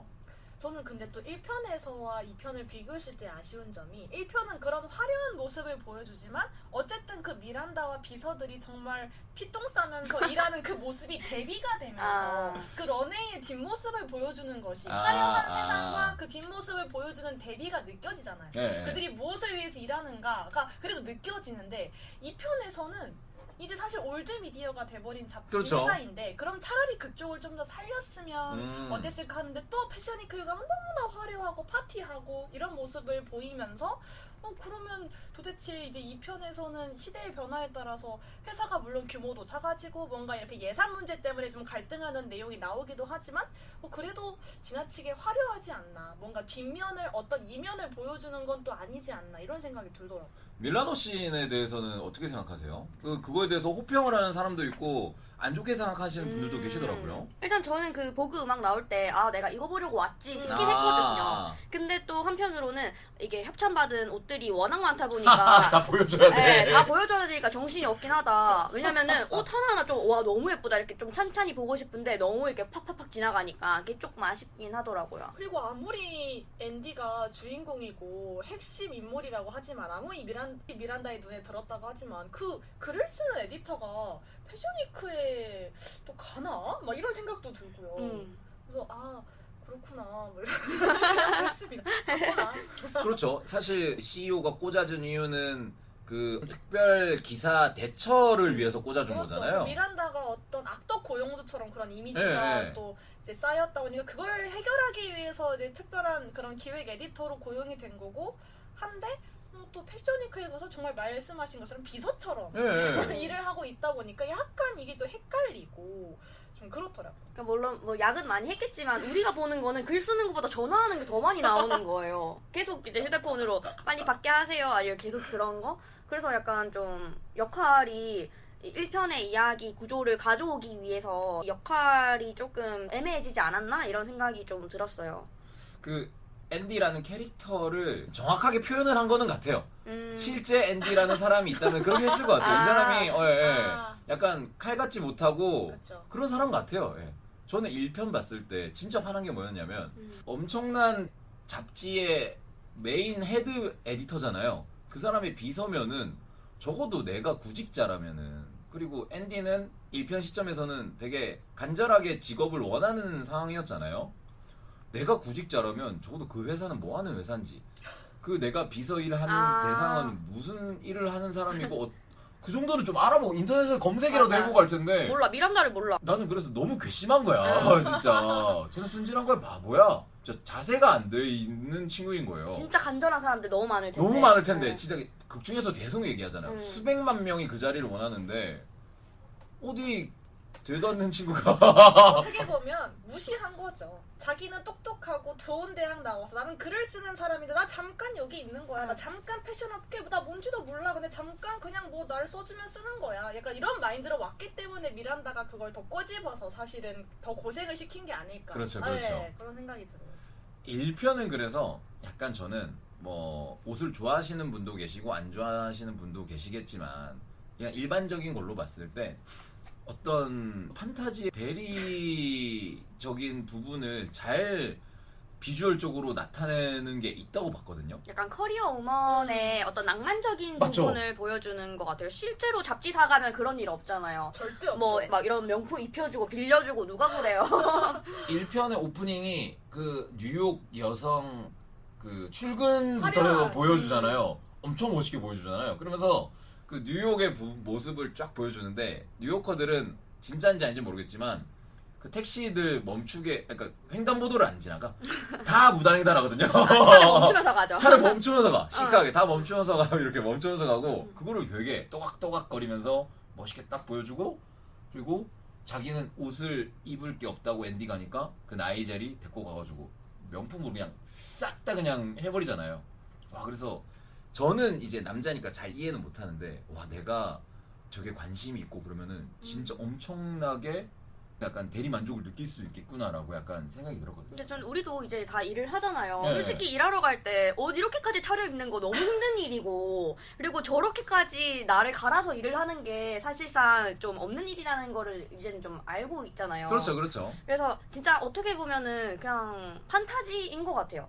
커리어 우먼의 판타지 끝판왕? 이런 느낌인 것 같기는 해요. 근데 정말 어떤 높은 권위를 가진 또 사람이라면 또 굉장히 주류에 있는 사람이라면 저렇게까지 일을 할 수 있을 거라는 생각이 들고 그렇죠. 그 아. 당면을 보여주는 거라는 생각이 들긴 해요. 뭐 패션 업계라서 좀 특수한 상황일 그쵸. 수도 아, 있죠. 맞아요. 뭐 저희가 예를 들어서 그럴 수 옷가게 옷 사러 갔는데 그 매점 점원이 그냥 대충 런닝구 입고 있으면은 별로 안 사고 싶은 느낌이 안 느낌처럼. 가죠. 예, 예. 개연성 사실 아까도 얘기했지만 1편이나 2편이나 네. 특히 2편은 더 그거에 대해서 그렇고. 얘기할 영화는 아니다. 예, 예, 예. 저는 그래서 어디에 집중했냐면 2편은 굉장히 그 옛날 것과 지금 변화하는 것, 신과 구, 응. 보수와 진보, 뭐 이렇게 얘기하면 좀 웃기긴 하지만 지키고자 하는 것들을 지키고자 하는 사람과 빠르게 변화에 대처하고자 하는 사람들의 어떤 그 대립들을 굉장히 잘 맞아요. 보여줬거든요. 특히 패션 업계라는 것을 통해서 사실은 어떤 것을 찍어서 봐도 지금 우리 이 시점에서는 그런 걸 보여줄 수 있는데 악마는 프라다를 입는다 2는 패션 업계에서 옛날과 지금껏 바뀌는 것과 지켜지는 것들을 지금 어떻게 현실이 진행되고 있는지를 보여주고 있다고 생각을 했거든요. 그리고 그거를 굉장히 잘 보여주고 있다고 맞아요. 생각했어요. 공감해요. 그래서 그런 부분에 있어서 저는 이 영화가 참 좋다고 생각을 네, 합니다. 생각할 거리가 생각보다 너무 그냥 흘러 지나가지가 않고 네. 좀 마음에 남는 거예요. 왜냐면은 요새 그런 얘기가 하도 많잖아요. 뭐 이제 그 책 산업이 너무 힘들다. 사람들이 책을 안 읽기 때문에. 그렇지만 그 서울 도서전에 가면은 항상 사람이 미어 터지고 그래서 또 아닌가 이런 생각을 하다가도 또 책이 산업이 생각해 보면 위험한 것 같기도 하고 또 이제 영화 산업도 이제 사람들이 극장을 잘 안 온다 그러잖아요. 그렇죠. OTT가 생기면서. 그래서 그것도 이제 생각해 볼 수 있는 게 되는 것 같고 저희가 저번 시간에도 그 웹툰 얘기를 한번 했었잖아요. 네, 그렇죠. 웹툰도 이제는 사람들이 너무 빠르게 지나가는 진행을 원하기 때문에 빠르게 사이다 이렇게 한다고 맞아요. 말씀을 하셨잖아요. 그런 흐름들이 요새 사람들이 모두가 느끼고 있는 변화이기 때문에 이거에 대해서 생각을 딱 던져줬을 때 저는 이런 얘기를 할 줄 몰랐어가지고 좀 좋더라고요. 진짜 저는 1편을 보고 끝났잖아요. 개인의 신념과 현실, 꿈과 직장 2개 중에 선택한 개인의 이야기로 완결이 났습니다. 근데 2편이 나온다고 하니까 도대체 무슨 얘기를 할 거야? 그럼 도대체 아니 회사는 이미 앤디는 나갔고 뭐 그럼 쫓겨 다시 들어오나?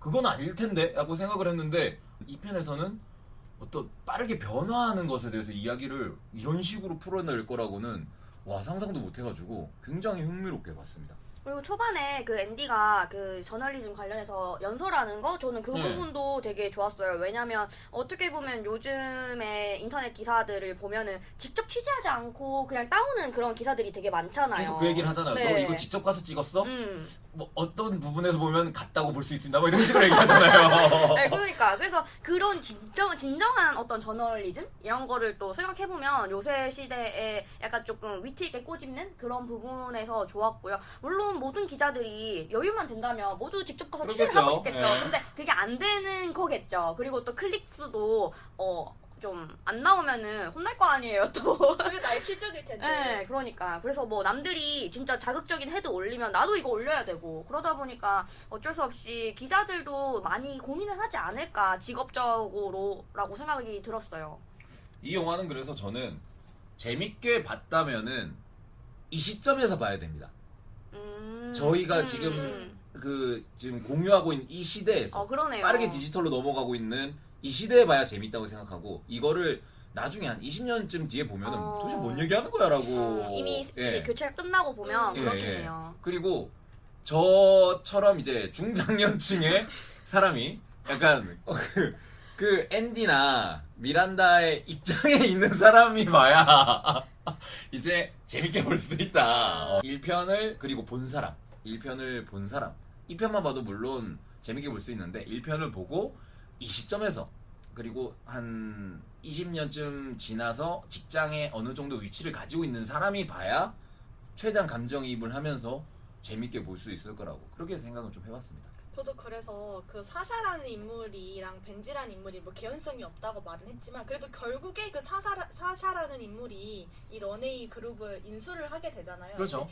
그게 참 그래도 시사하는 바가 있다고 생각이 드는 게 벤지보다는 사샤가 그 어떤 아름다움에 대한 자신의 철학도 있고 패션에 대한 관심도 있고 어떤 그 근본에 대한 아름다운 철학을 인정할 수 있는 사람이잖아요. 그래서 그 사람의 손에 들어가야지만이 그래도 미란다가 지켜온 런웨이라는 잡지의 어떤 이 오리지널이 유지가 되지 않을까라는 생각이 들어서 그 마지막 부분에서도 좀 저는 인상 깊었고 사실 그 벤지와 회장 아들은 정말 급변하는 상황에서 정말 빠르게 딱 단기적인 이익을 취하려는 사실 인물로 좀 대변이 되는 것 같아서 저는 그래도 어떤 근본과 오리지널은 꼭 필요하지 않나 이런 생각을 좀 했습니다. 그런 거에 대해서 좀 우리가 생각을 좀 해볼 수 있어요, 맞죠? 사실 뭐 따지고 보면 벤지나 사샤나 둘 다 물주이긴 한데요. 그렇죠. 그렇긴 하지만 약간 벤지가 저희가 영화를 보면서 되게 비호감으로 느껴지잖아요. 무슨 말을 해도 딴소리를 헛소리를 하는 것 같고 우리가 이렇게 아름다움에 대해서 얘기를 하고 있으면 그거에 대해서 진정으로 이해를 못하는 모습을 보이는데 진짜 달팽이님 말씀하신 것처럼 그게 어떤 현대의 패스트 문화 이런 것들을 진짜 총대변하고 있는 캐릭터라는 생각이 들어서 그래도 조금 생각을 하고 넣은 인물이지 않나. 이렇게 비호감으로 묘사한 것도 이제 제작자 입장에서는 맞아요. 이게 싫다는 거죠. 지금의 흐름이.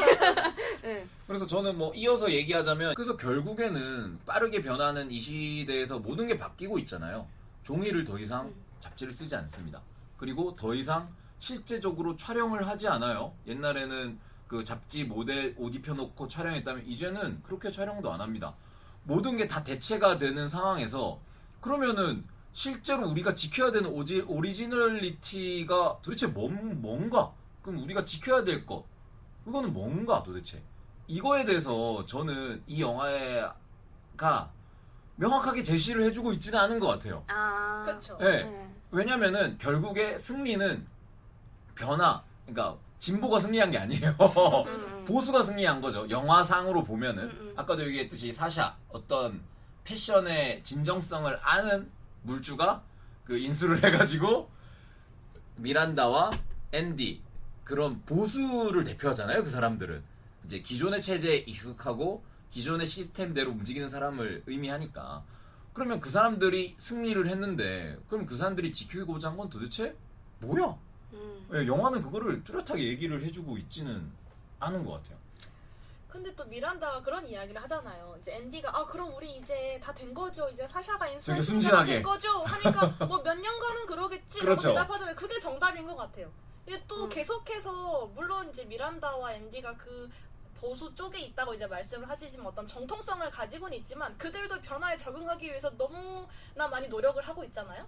그렇기 때문에 몇 년간은 또 편안하겠지만 끊임없이 또 노력을 해서 이 시대의 변화에 결국에는 적응을 해야 되겠지만 그래도 그 정통성을 지닌 사람과 지니지 않는 사람의 그 차이는 분명히 있는 거죠. 그러니까 저도 이렇게 생각하는 게 그 전통성이라는 게 명확하게 존재를 하는 거고 지금의 이런 빠른 변화 그리고 뭐 디지털 매체 이런 거를 약간 좀 껍데기라고 생각을 한다면 결국에는 좀 이런 게 정통성이 기호가 되지 않을까 생각이 들어요. 그래서 진짜로 이 정통성의 아름다움을 아는 사람들은 이거를 계속 찾아갈 거고 아닌 사람들은 그거를 모르게 되겠죠. 그래서 어떻게 보면은 결국에는 이것도 문화적인 계급 차이가 되지 않을까라는 생각이 들기도 했어요.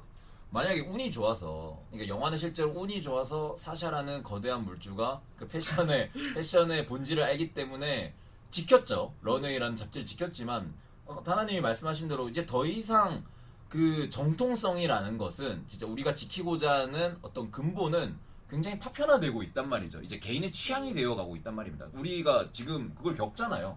각자 유튜브의 알고리즘과 구독하는 것들이 다 개인이 좋아하는 것이 되고 100만 유튜버라고 하지만 난 이 사람 처음 들어본 몰라, 사람 맞아. 굉장히 많잖아요. 있더라고요. 그래서 운이 좋아서 사샤라는 패션의 본질을 아는 사람이 그 회사를 사서 그 런웨이가 유지가 됐지 안 그럴 수도 있다는 거죠. 충분히. 그리고 앞으로도 그래서 미란다 그렇게 얘기하잖아요. 운이 좋아서 우리가 이렇게 됐지. 그래서 미란다라는 캐릭터가 진짜 엄청난 통찰력이 있고 능력이 있고 그에 반해 앤디는 와 우리 이제 같이 일하게 돼서 다행이야. 그냥 너무 나이브해. 어떻게 그럴 수가 있지? 기자인데. 그러니까요. 저는 일을 잘하지. 그렇긴 똑똑하진 하네요. 않은 것 같다는 느낌이 들더라고요. 근데 저는 그 마지막에 미란다가 차 안에서 나는 이 일이 너무 좋아 이러잖아요. 그 말 보면서 어떻게 하면 일을 저렇게 사랑할 수가 있지? 약간 좀 생각을 좀 했어요. 왜냐면 제가 그 나이가 되어서도 내가 지금 하는 일을 사랑한다고 말할 수 있을까? 라고 생각을 했을 때 좀 아닐 가능성이 더 큰 것 같은 거예요. 그래서 이렇게 좋아하는 일을 만나가지고 심지어 자기가 거기에 재능이 있는 것도 진짜 참 복된 일이다 이런 생각을 또 하고 그 장면이 너무 아름답게 기억이 될 것 같아요. 맞아요. 그거는 근데 메릴 스트립이 연기를 해서 맞아요. 그렇게 되지 않았을까. 다른 사람이 나는 일이 너무 좋아 이러면은 근데 아까 장님이 말씀하신 것처럼 그 일에 너무나 천부적인 재능이 있는 거예요. 응. 사실 손흥민 당연히 축구가 재미없겠죠. 얼마나 수많은 노력과 고통의 훈련의 시간이 있었겠습니까? 하지만 그래도 결국에 내가 그 어떤 한계를 넘고 그 재능을 펼칠 수 있는 사람이잖아요. 그럼 그 순간에 얼마나 큰 카타르시스가 있고 얼마나 큰 기쁨이 뒤따라오겠어요.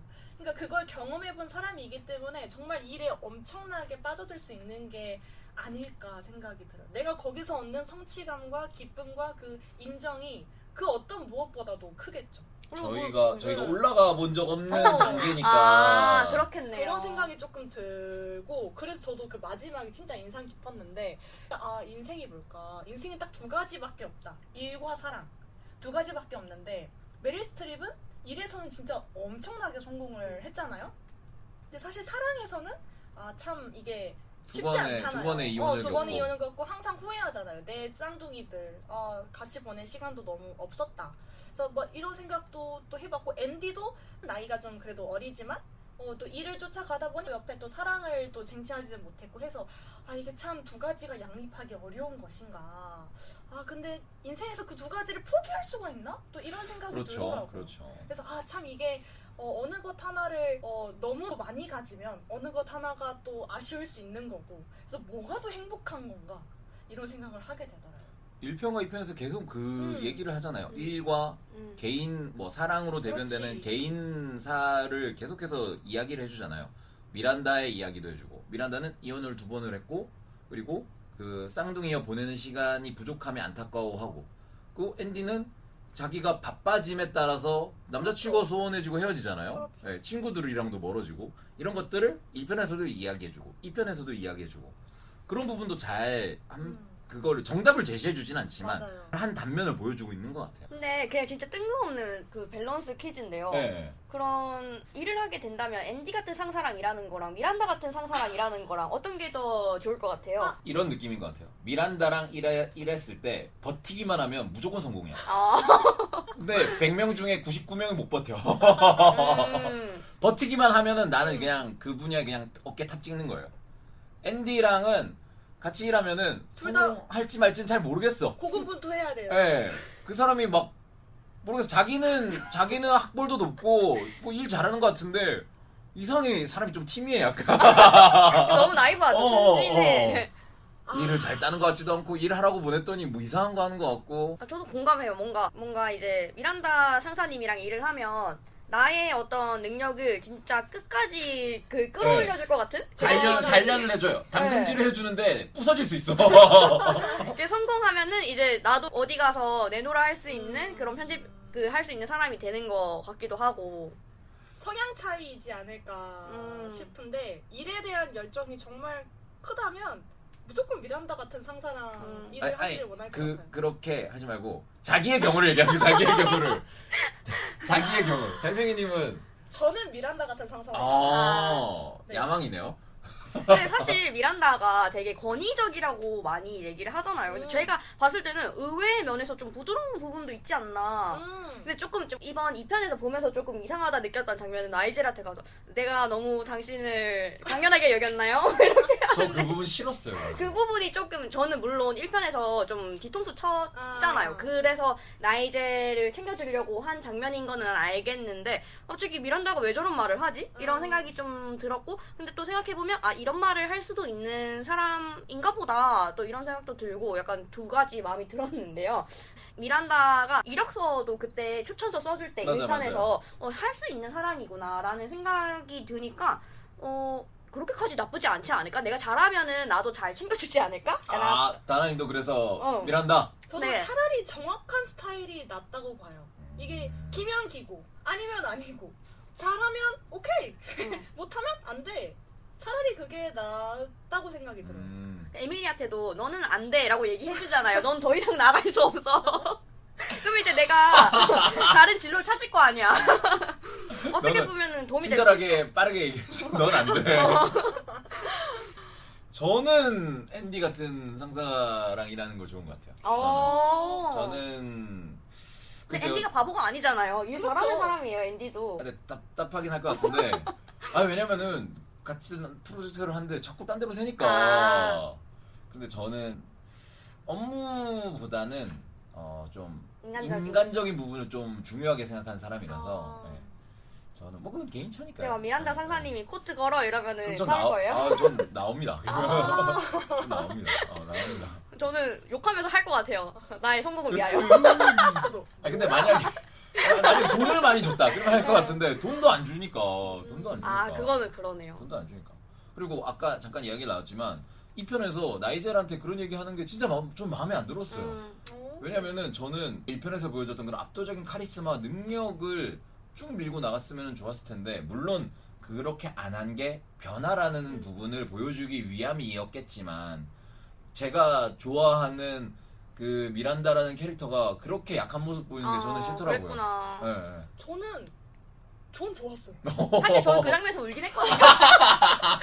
감동이었어. 왜냐면 나이젤이 능력 없는 사람이 아니잖아요. 엄청 능력 때문에 그 위치에 있는 게 아니라 미란다가 어떤 현실적인 문제 뭐 어떻게 하다 보면 항상 약간 뒷전으로 밀리는 사람인데 그럼에도 불구하고 이렇게 한 번도 뭔가 뾰족하게 찌른다든지 막 하진 않고 그냥 묵묵하게 내 할 일을 계속 한 사람이니까 어떻게 보면 굉장히 당연한 내 편처럼 생각을 했다가 미란다가 그 순간에 아 얘도 이런 생각을 할 수 있고 이런 욕심을 낼 수 있었을 텐데 라는 생각이 딱 들었을 것 같아요. 대사가 그러니까 그런 치는 좋은데 대사가 그렇게 했으면 안 됐다는 거죠. 너무 네. 감성적이었나요? 탁 주면서 이거 당신 해요. 제가 이걸 왜? 그럼 당신 하면 누가 해? 약간 이런 식으로 갔어야 되는데 그렇게 약간 이런 식으로 갔었어야 캐릭터. 너무 감성. 네, 그러니까 맞네요. 제가 당신을 너무 당연하게 당연하게 여겼어요. 생각해. 이거는 좀 그럼 네가 아니면 누가 할 건데? 딱 이러면서 이렇게 해야 기가 살겠다. 기가 약간 그렇게 해야 내가 아는 미란다인데 음. 그래서 약간 좀 별로였다. 조금 좀 약해졌다. 예. 물론 근데- 20년이 지났으니까. 나이젤이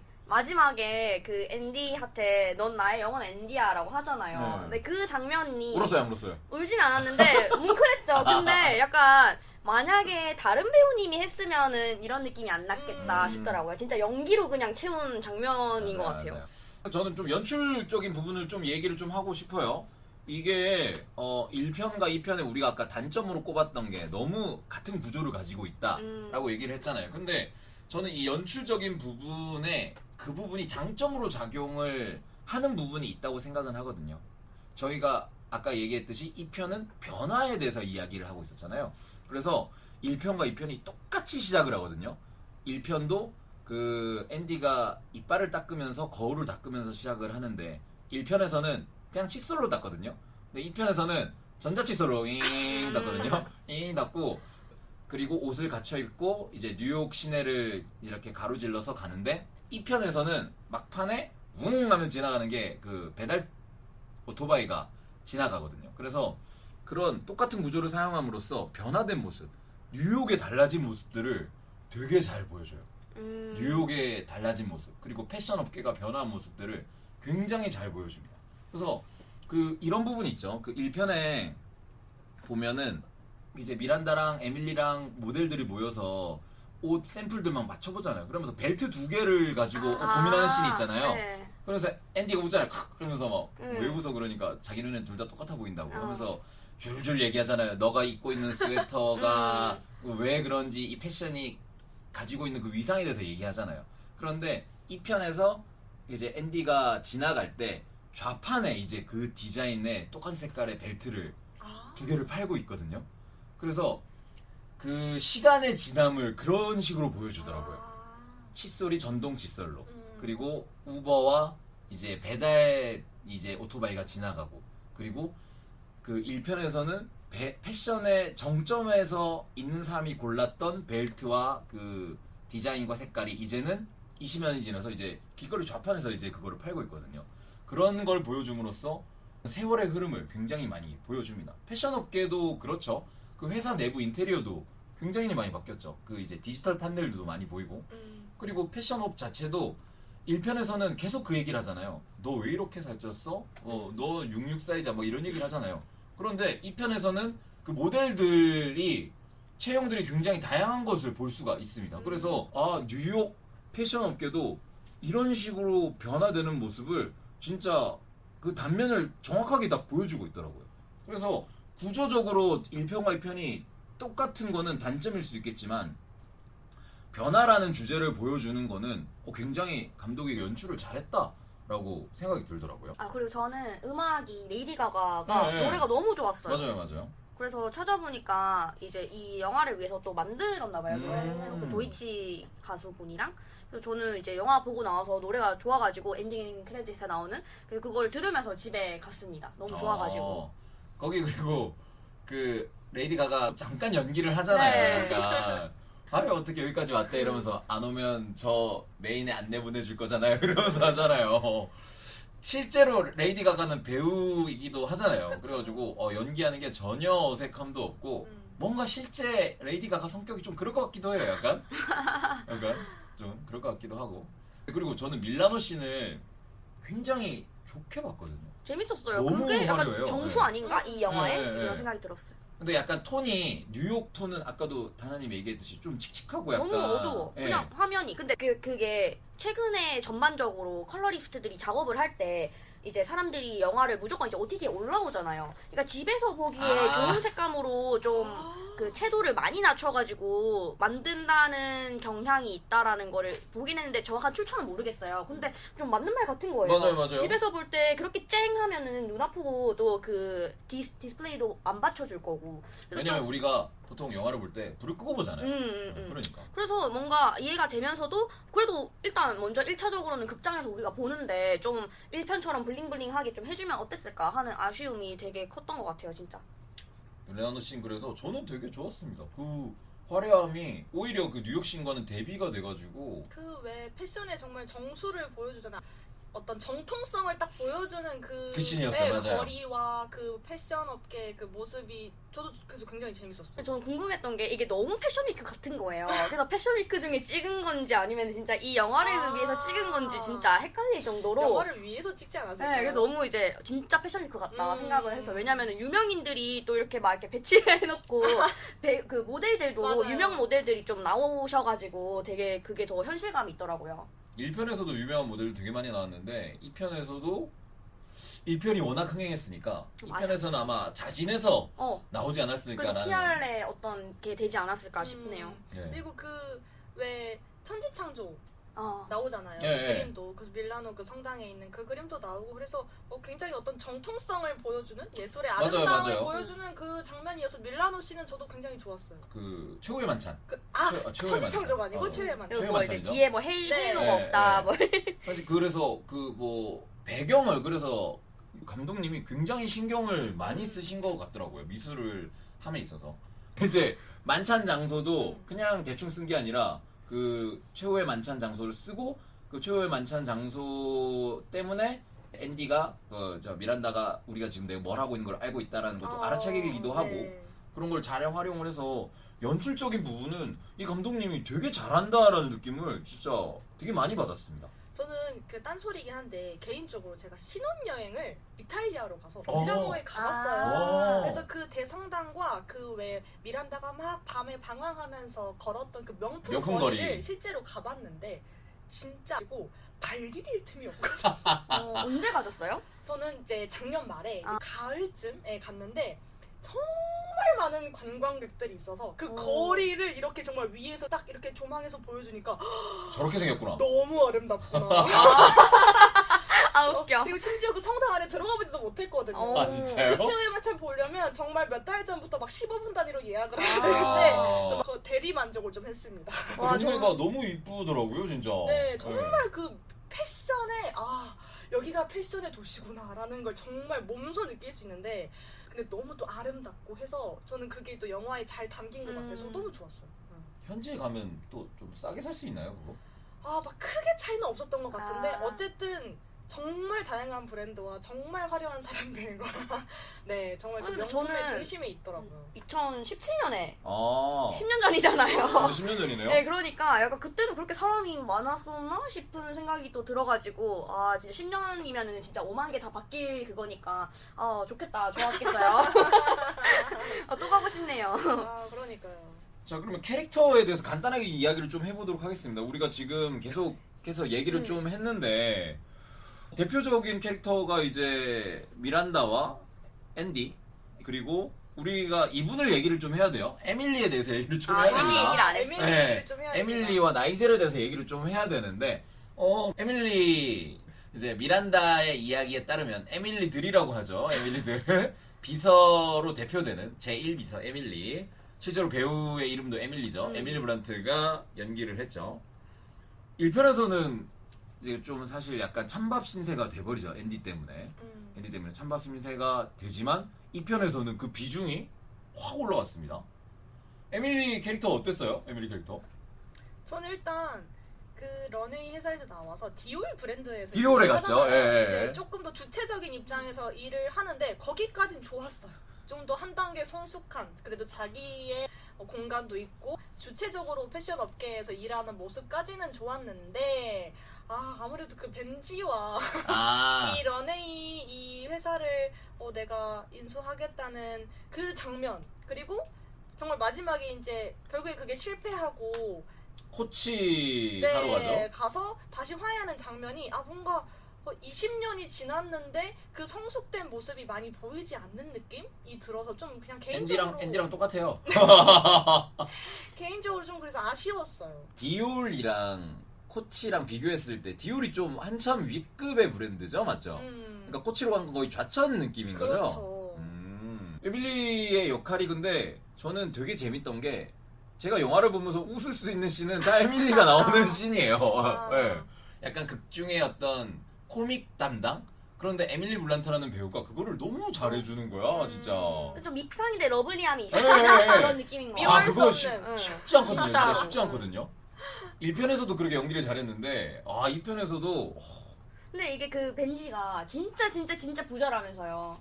만약에 그런 기회가 여러분들한테 주어지면은 에밀리처럼 행동을 그래도 그 정도까지는 아니겠지만 좀 이렇게 마음에 들려고 하거나 하지 않을까요? 어때 사람이라면? 뭐 그렇죠. 네. 그래서 그러니까 좀 이해가 되면서도 런웨이를 자기가 그 편집장이 되고 싶어서 인수를 하겠다. 그거는 또 너무 조금 그 사업을 약간 쉽게 생각하는 거 아닌가 이런 그러니까 약간 생각도. 꿈인 거 로망인 거죠. 그 생각은 런웨이의 네. 편집장이라는 자리는 그냥 그 패션업계 위상을 생각한다기보다는 진짜 내가 바래왔던 약간 그거. 그래서 이해가 되면서도 왜냐면 또 애기들도 있고 그쵸. 하니까 뭐 이해가 되면서도 동시에 좀 이해가 안 되기도 하고.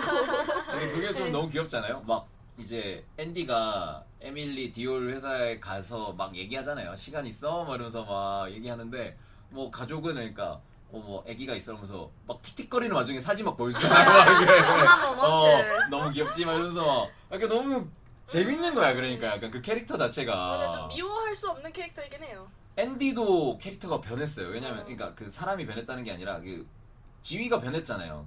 그 전에 1편에서는 아무것도 없는 초년생 핫바리가 이제 성공한 기자이고 그 이제 런웨이에서 맡는 책임도 중책이고 그 미란다도 근데 변했어요. 우리가 아는 고압적이고 카리스마적인 성격은 물론 그렇지만 이제는 계속 컨트롤을 받잖아요.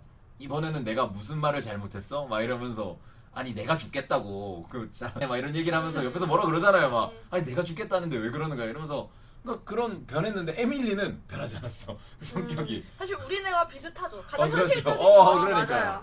이제 그래서- 더 높은 곳으로 갈 거야라고 계속 얘기를 하잖아요. 예. 에밀리는 뭐 회사가 바뀌었을지언정 사람이 변하지 않은 게 너무 반갑더라고요. 약간 근데 반갑더라고. 그 이제 어떻게 보면 미란다의 말이 맞는 것 같은 게 리테일을 잘하고 있는 것 같았는데 디올에서 그러니까 천직 같아 보였는데 잘했는데 그렇게 좀 약간의 좀 실수로 그런 선택을 물론 자기한테 그럴 수 있는 기회가 생기긴 했지만 조금 아쉽지 않았나 조금 그런 면에서 에밀리를 되게 소모적으로 갑자기 쓰지 않았나 이런 생각이 좀 들긴 했어요. 저는 그런 생각이 들어요. 약간 영화에서 반전을 넣으려면은 어쩔 수 없겠다라는 생각이 들었어요. 그러니까 저는 그러면은 여기서 도대체 위기와 절정은 어떤 식으로 전개될까라고 궁금했거든요. 그러니까 분명히 이 앤디와 미란다가 일을 잘 풀어 헤쳐 나가는데 뭔가 삐끗이 있어야 돼. 근데 그걸 어떤 식으로 나타낼까라고 그렇죠. 했을 때 이제 에밀리의 배신, 에밀리의 배신으로 그걸 나타냈구나라고 생각을 했어요. 저는 왜 사샤가 아까 그 달팽이님이 이제 조금 더 이제 아름다움에 대해서 좀 더 깊은 성찰이 있고 이렇게 얘기를 하셨는데 저는 한편으로는 그 어떻게 생각했냐면 벤지가 인수한다? 아니야 내가 해야지. 약간 이렇게 또 아. 생각을 했거든요. 그럴 수도 있죠. 그럴 수도 있죠. 왜냐면 아직까지 이혼했으면 좀 안 좋게 헤어졌을 거 아니에요. 네. 그러니까 그렇죠. 벤지가 한다고? 뭐 이런 느낌이지 않았을까라고 생각을 했는데 또 다르게 보일 수도 있구나 싶어가지고 아까 좀 놀랐어요. 맞아요. 저는 그게 좀 유효한 전략 중에 하나라고 또 생각을 했던 것 같아요. 엄청난 재벌인 두 이혼한 남녀들 사이에서 감정적인 줄다리기를 잘해가지고 결국엔 미란다와 앤디가 원하는 바를 이뤄냈다. 하지만 그것은 뭐 얼마 안 간다. 이런 걸 잘 보여줬죠. 나이젤 연기, 그 이제 스탠리 투치 배우가 연기한 나이젤 어떻습니까? 너무 좋았죠 진짜. 근데 확실히 좀 미란다랑 앤디는 세월의 흐름이 안 느껴졌거든요. 좀 그러지 않았어요? 완전 그냥 몇 년 전 일인 것 같은데. 근데 너무 좀 나이젤 나이가 있어 보이는 거예요. 진짜요? 저는 오히려 나이젤과 미란다는 괜찮았는데 앤디가 정말요? 아가씨에서 약간의 이제 중년으로 간 느낌은 좀 들었어요. 저도 좀 그렇게 네. 느꼈어요. 네. 스탠리 투치의 어떤 세월이 지남도 많이 느껴졌는데 아니 왜 그 메리 스트립 배우님은 왜 늙지를 않으시는 진짜. 20년이 지났는데 지금 이제 75이거든요. 와. 나이젤은 1편에서도 그렇고 2편에서도 그렇고 완전 든든한 이제 그렇죠. 앤디의 조력자죠. 든든한 앤디의 조력자. 연기를 너무 잘하세요. 연기를 너무 잘하시고 실제로 그러니까 1편에서도 2편에서 약간 그 동성애적인 코드가 있잖아요. 그 나이젤에서 느껴지는 뭔가 그 제스처라던가 약간 뭔가 그런 게 있는데 실제로 이 배우가 게이인지 아닌지는 잘 모르거든요. 제가 알기로 아닌 걸로 알고 커밍아웃 있는데 했다는 줄 알았어. 그러니까 아닌데 아. 그런 섬세한 것까지 잘 살릴 정도로 연기를 잘하신다고. 너무 잘하셔가지고 저 대단했던 것 같습니다. 그런데 약간 1편에서는 약간 미란다한테 뒤통수 맞는 걸로 나왔지만 2편에서는 끝까지 자리를 지키고 그럼으로써 미란다의 신뢰를 얻는 역할을 하잖아요. 어떻게 보면은 가장 변하지 않는 역할 중에 한 명인 것 같아요. 뭔가 그런 느낌인 것 같아요. 내가 어떤 직장이나 집단 내에서 너무 이제 머리에 있으면은 잘릴 위험이 있잖아요. 근데 적당히 중간에서 적당히 상위를 유지하면서 잘리지 않고 쭉 일하는. 어떻게 보면은 이것도 그 회사 직장 내에서의 전략일 수도 있겠다. 처세술. 네, 처세술일 수도 있겠다 이런 생각이 들더라고요. 왜냐면 미란다가 한참 이제 권위가 진짜 높았을 때는 아무나 막 잘랐잖아요. 그렇죠, 조금 그렇죠. 마음에 안 들면 잘랐을 수도 있고. 근데 묵묵하게 자기 할 일 하니까 이렇게 롱런을 한다. 그리고 나름대로 자기의 일에 만족하시는 것 같기도 하고. 왜냐면은 패션을 그렇게 좋아하시는 분이니까 그렇게 끊임없이 패션 업계에서 종사할 수 있다는 거를 물론 뭐 본인이 막 어필하진 않잖아요. 나 더 이제 나를 드러내고 싶어 이러지는 않으시는 성격이긴 하지만 나름대로 괜찮은 전략 아닌가? 라는 생각도 하기도 했어요. 그 패션 업계가 진짜 약간 그런가 봐요. 약간 도제식 시스템이 아직도 있는 건지.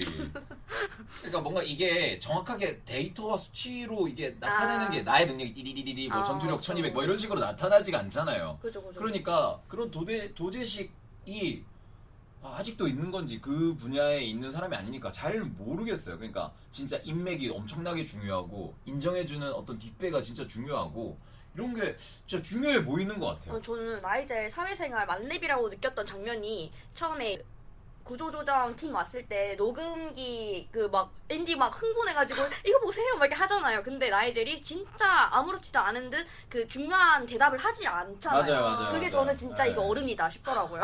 앤디는 그 나이 이제 앤디도 극중 나이는 한 40 넘었을 거 아니에요. 진짜 주인공이지만 사랑할 수가 없어요. 저는 네. 너무 사랑하는데 그러니까 앤디. 1편은 좋았어. 1편은 아 진짜요? 1편은 사랑스러운데 2편은 그러니까 자기가 중책을 맡고 있는 이제 어떤 이제 서브 책임자의 자리인데 약간 키비님 말씀은 약간 나이 값을 못했다? 약간 그런 느낌이 계속 드니까 물론 일한다면 그 사람과 일하겠지만 그러니까요. 자. 저는 저는 꾸준한 사람이 참 대단하다는 생각을 하는데 그 전형이라는 생각이 참 들고 맞아요, 나이젤이. 또 꾸준하면서 그 감각을 유지한다는 게 대단한 인물이다 라는 생각이 들어서 참 부드러운 카리스마가 있는 인물이 아닌가 그런 생각이 그래서 듭니다. 대사가 별로 없잖아요. 맞아요. 근데도 진짜 그 마지막에 넌 나의 영원한 엔디야 이 아. 진짜 감정 어떡할 거야 진짜. 그 분위기로서 잡는 아우라가 음. 진짜 대단한 것 같아요. 대단한 것 같아요. 그래서 아까 미란다랑 일하고 싶다고 했지만 꼭 나이젤이 있어야 될 것 같아요. 나이젤이 있는 미란다. 나이젤이 네. 있는 미란다. 그렇게 수정을 해야겠습니다. 그래서 그 악마는 프라다를 입는다 2 뭐 안 좋은 이야기도 많이 했지만 이 배우들의 어떤 연기만을 봤을 때도 한번 볼만한 영화인 거는 충분한 것 같아요. 그래서 이렇게 캐릭터까지도 한번 잘 이야기를 해봤습니다. 자, 그럼 이제 평점 및 마무리 한 줄 감상평을 해보도록 하겠습니다. 늘 말씀드렸듯이 5점 만점에 소수점 포함해서 자신의 점수를 이야기해 주시고 한 줄 감상평 가볍게 이야기해 주시면 되겠습니다. 자, 그러면은 뭐 먼저 해주실 분 계신가요? 제가 먼저 하겠습니다. 네, 달팽이님. 네, 영화 재밌게 봤고요. 제 평점은 3.5입니다. 3.5. 한 줄 평은요 좀 깁니다. 한 줄인가요? 두 줄 같은 한 줄, 한 줄 같은 두 줄. 네. 일과 사랑에 빠진 두 여자, 시대가 변해도 클래식은 영원하다. 좋습니다. 네. 그러면은 1편은 클래식이라고 생각하시는 건가요? 1편은? 네, 1편도 클래식이고요. 여기서 말하는 클래식은 어떤 정통성을 정통성을? 얘기합니다. 네. 아니 저는 달팽이님이 좀 아쉽게 봤다 그래가지고 3점 아래일 줄 알았어. 그렇지 저도 않아요. 그렇게 생각했어요. 근데 높네요. 자, 그럼 제가 한번 이어서 한번 해보도록 하겠습니다. 저는 5점 만점에 3.9점 드리겠습니다. 오. 3.9점. 4점을 드리지 않은 이유는 다시 손이 가지는 않을 것 같아요, 영화가. 1편은 4점 이상을 줄 수 있는데 2편은 재밌게는 봤지만 재미를 느낄 만한 포인트가 약간 좀 컨디션이 여러 개가 있어야 돼요. 그렇게 약간 재미를 느낄 수 있는 포인트가 좀 까다롭기 때문에, 그리고 좀 저희 의지로는 약간 손이 안 갈 것 같다는 느낌이 들어서 3.9점을 드렸고, 변화에 대한 어떤 저희 한 줄 감상평을 좀 드리고 싶습니다. 변화에 대해서 얘기할 때 이런 관용어를 많이 쓰잖아요. 이제 장강의 뒷물결이 앞물결을 밀어낸다, 이런 표현을 쓰잖아요. 요거를 좀 차용해서 장강의 뒷물결이 앞물결을 밀어내도 단단한 바위가 하나 있었으면 좋겠습니다. 즉 미란다는 변하지 않았으면 좋겠다. 이런 생각을 네. 좀 하면서 되게 그 시적이다. 네. 생각을 좀 많이 했습니다. 다나님 얘기해 주세요. 저도 약간 그 달팽이님이랑 비슷해요. 늘 약간 비슷한 결로 가는 것 같은데 저는 1편보다는 좀 낮은 점수긴 해도 4.0 드리고요. 4.0. 한 줄 평은 때론 아는 맛이 맛있다. 아는 맛이 맛있다. 맛있죠? 아는 맛이. 그리고 아까 전에 제가 말씀을 드렸듯이 그 박평식 평론가님의 평론을 제가 꼭 챙겨보고 오거든요. 근데 요게도 평론을 해주셨어요. 레드와인에서 딸기 우유로 이렇게 평론을 해주셨거든요. 정확하게 좀 관통을 하는 좀 평론이 아닐까 싶습니다. 저희도 이 박평식 평론가님의 이런 수준에 이를 때까지 연습을 좀 많이 좀 했으면 좋겠다라는 생각이 드네요. 그래도 영화는 우리 굉장히 재밌게 봤습니다. 맞죠? 네. 굉장히 재밌게 봤고 즐겁게 이야기를 한 시간이었습니다. 워낙 연기도 좋고 연출도 좋고, 그리고 1편을 재밌게 봤고 2편도 변화라는 이 한 사회의 단면을 잘 담고 있기 때문에 정신없이 떠들다 보니 이렇게 시간이 많이 지나지 않나 싶습니다. 청취자분들께서도 재밌게 영화 보셨으리라 생각을 하고, 혹시나 안 본 분이 계시다면은 지금 상영하고 있으니까 꼭 영화 한번 보셨으면 좋겠습니다. 자, 저희는 여기까지 마무리하겠고요. 다음 에피소드에서는 더 재밌는 영화 가지고 같이 이야기 한번 나눠보도록 하겠습니다. 그럼 인사드릴까요? 다 같이 인사 한번 하겠습니다. 안녕.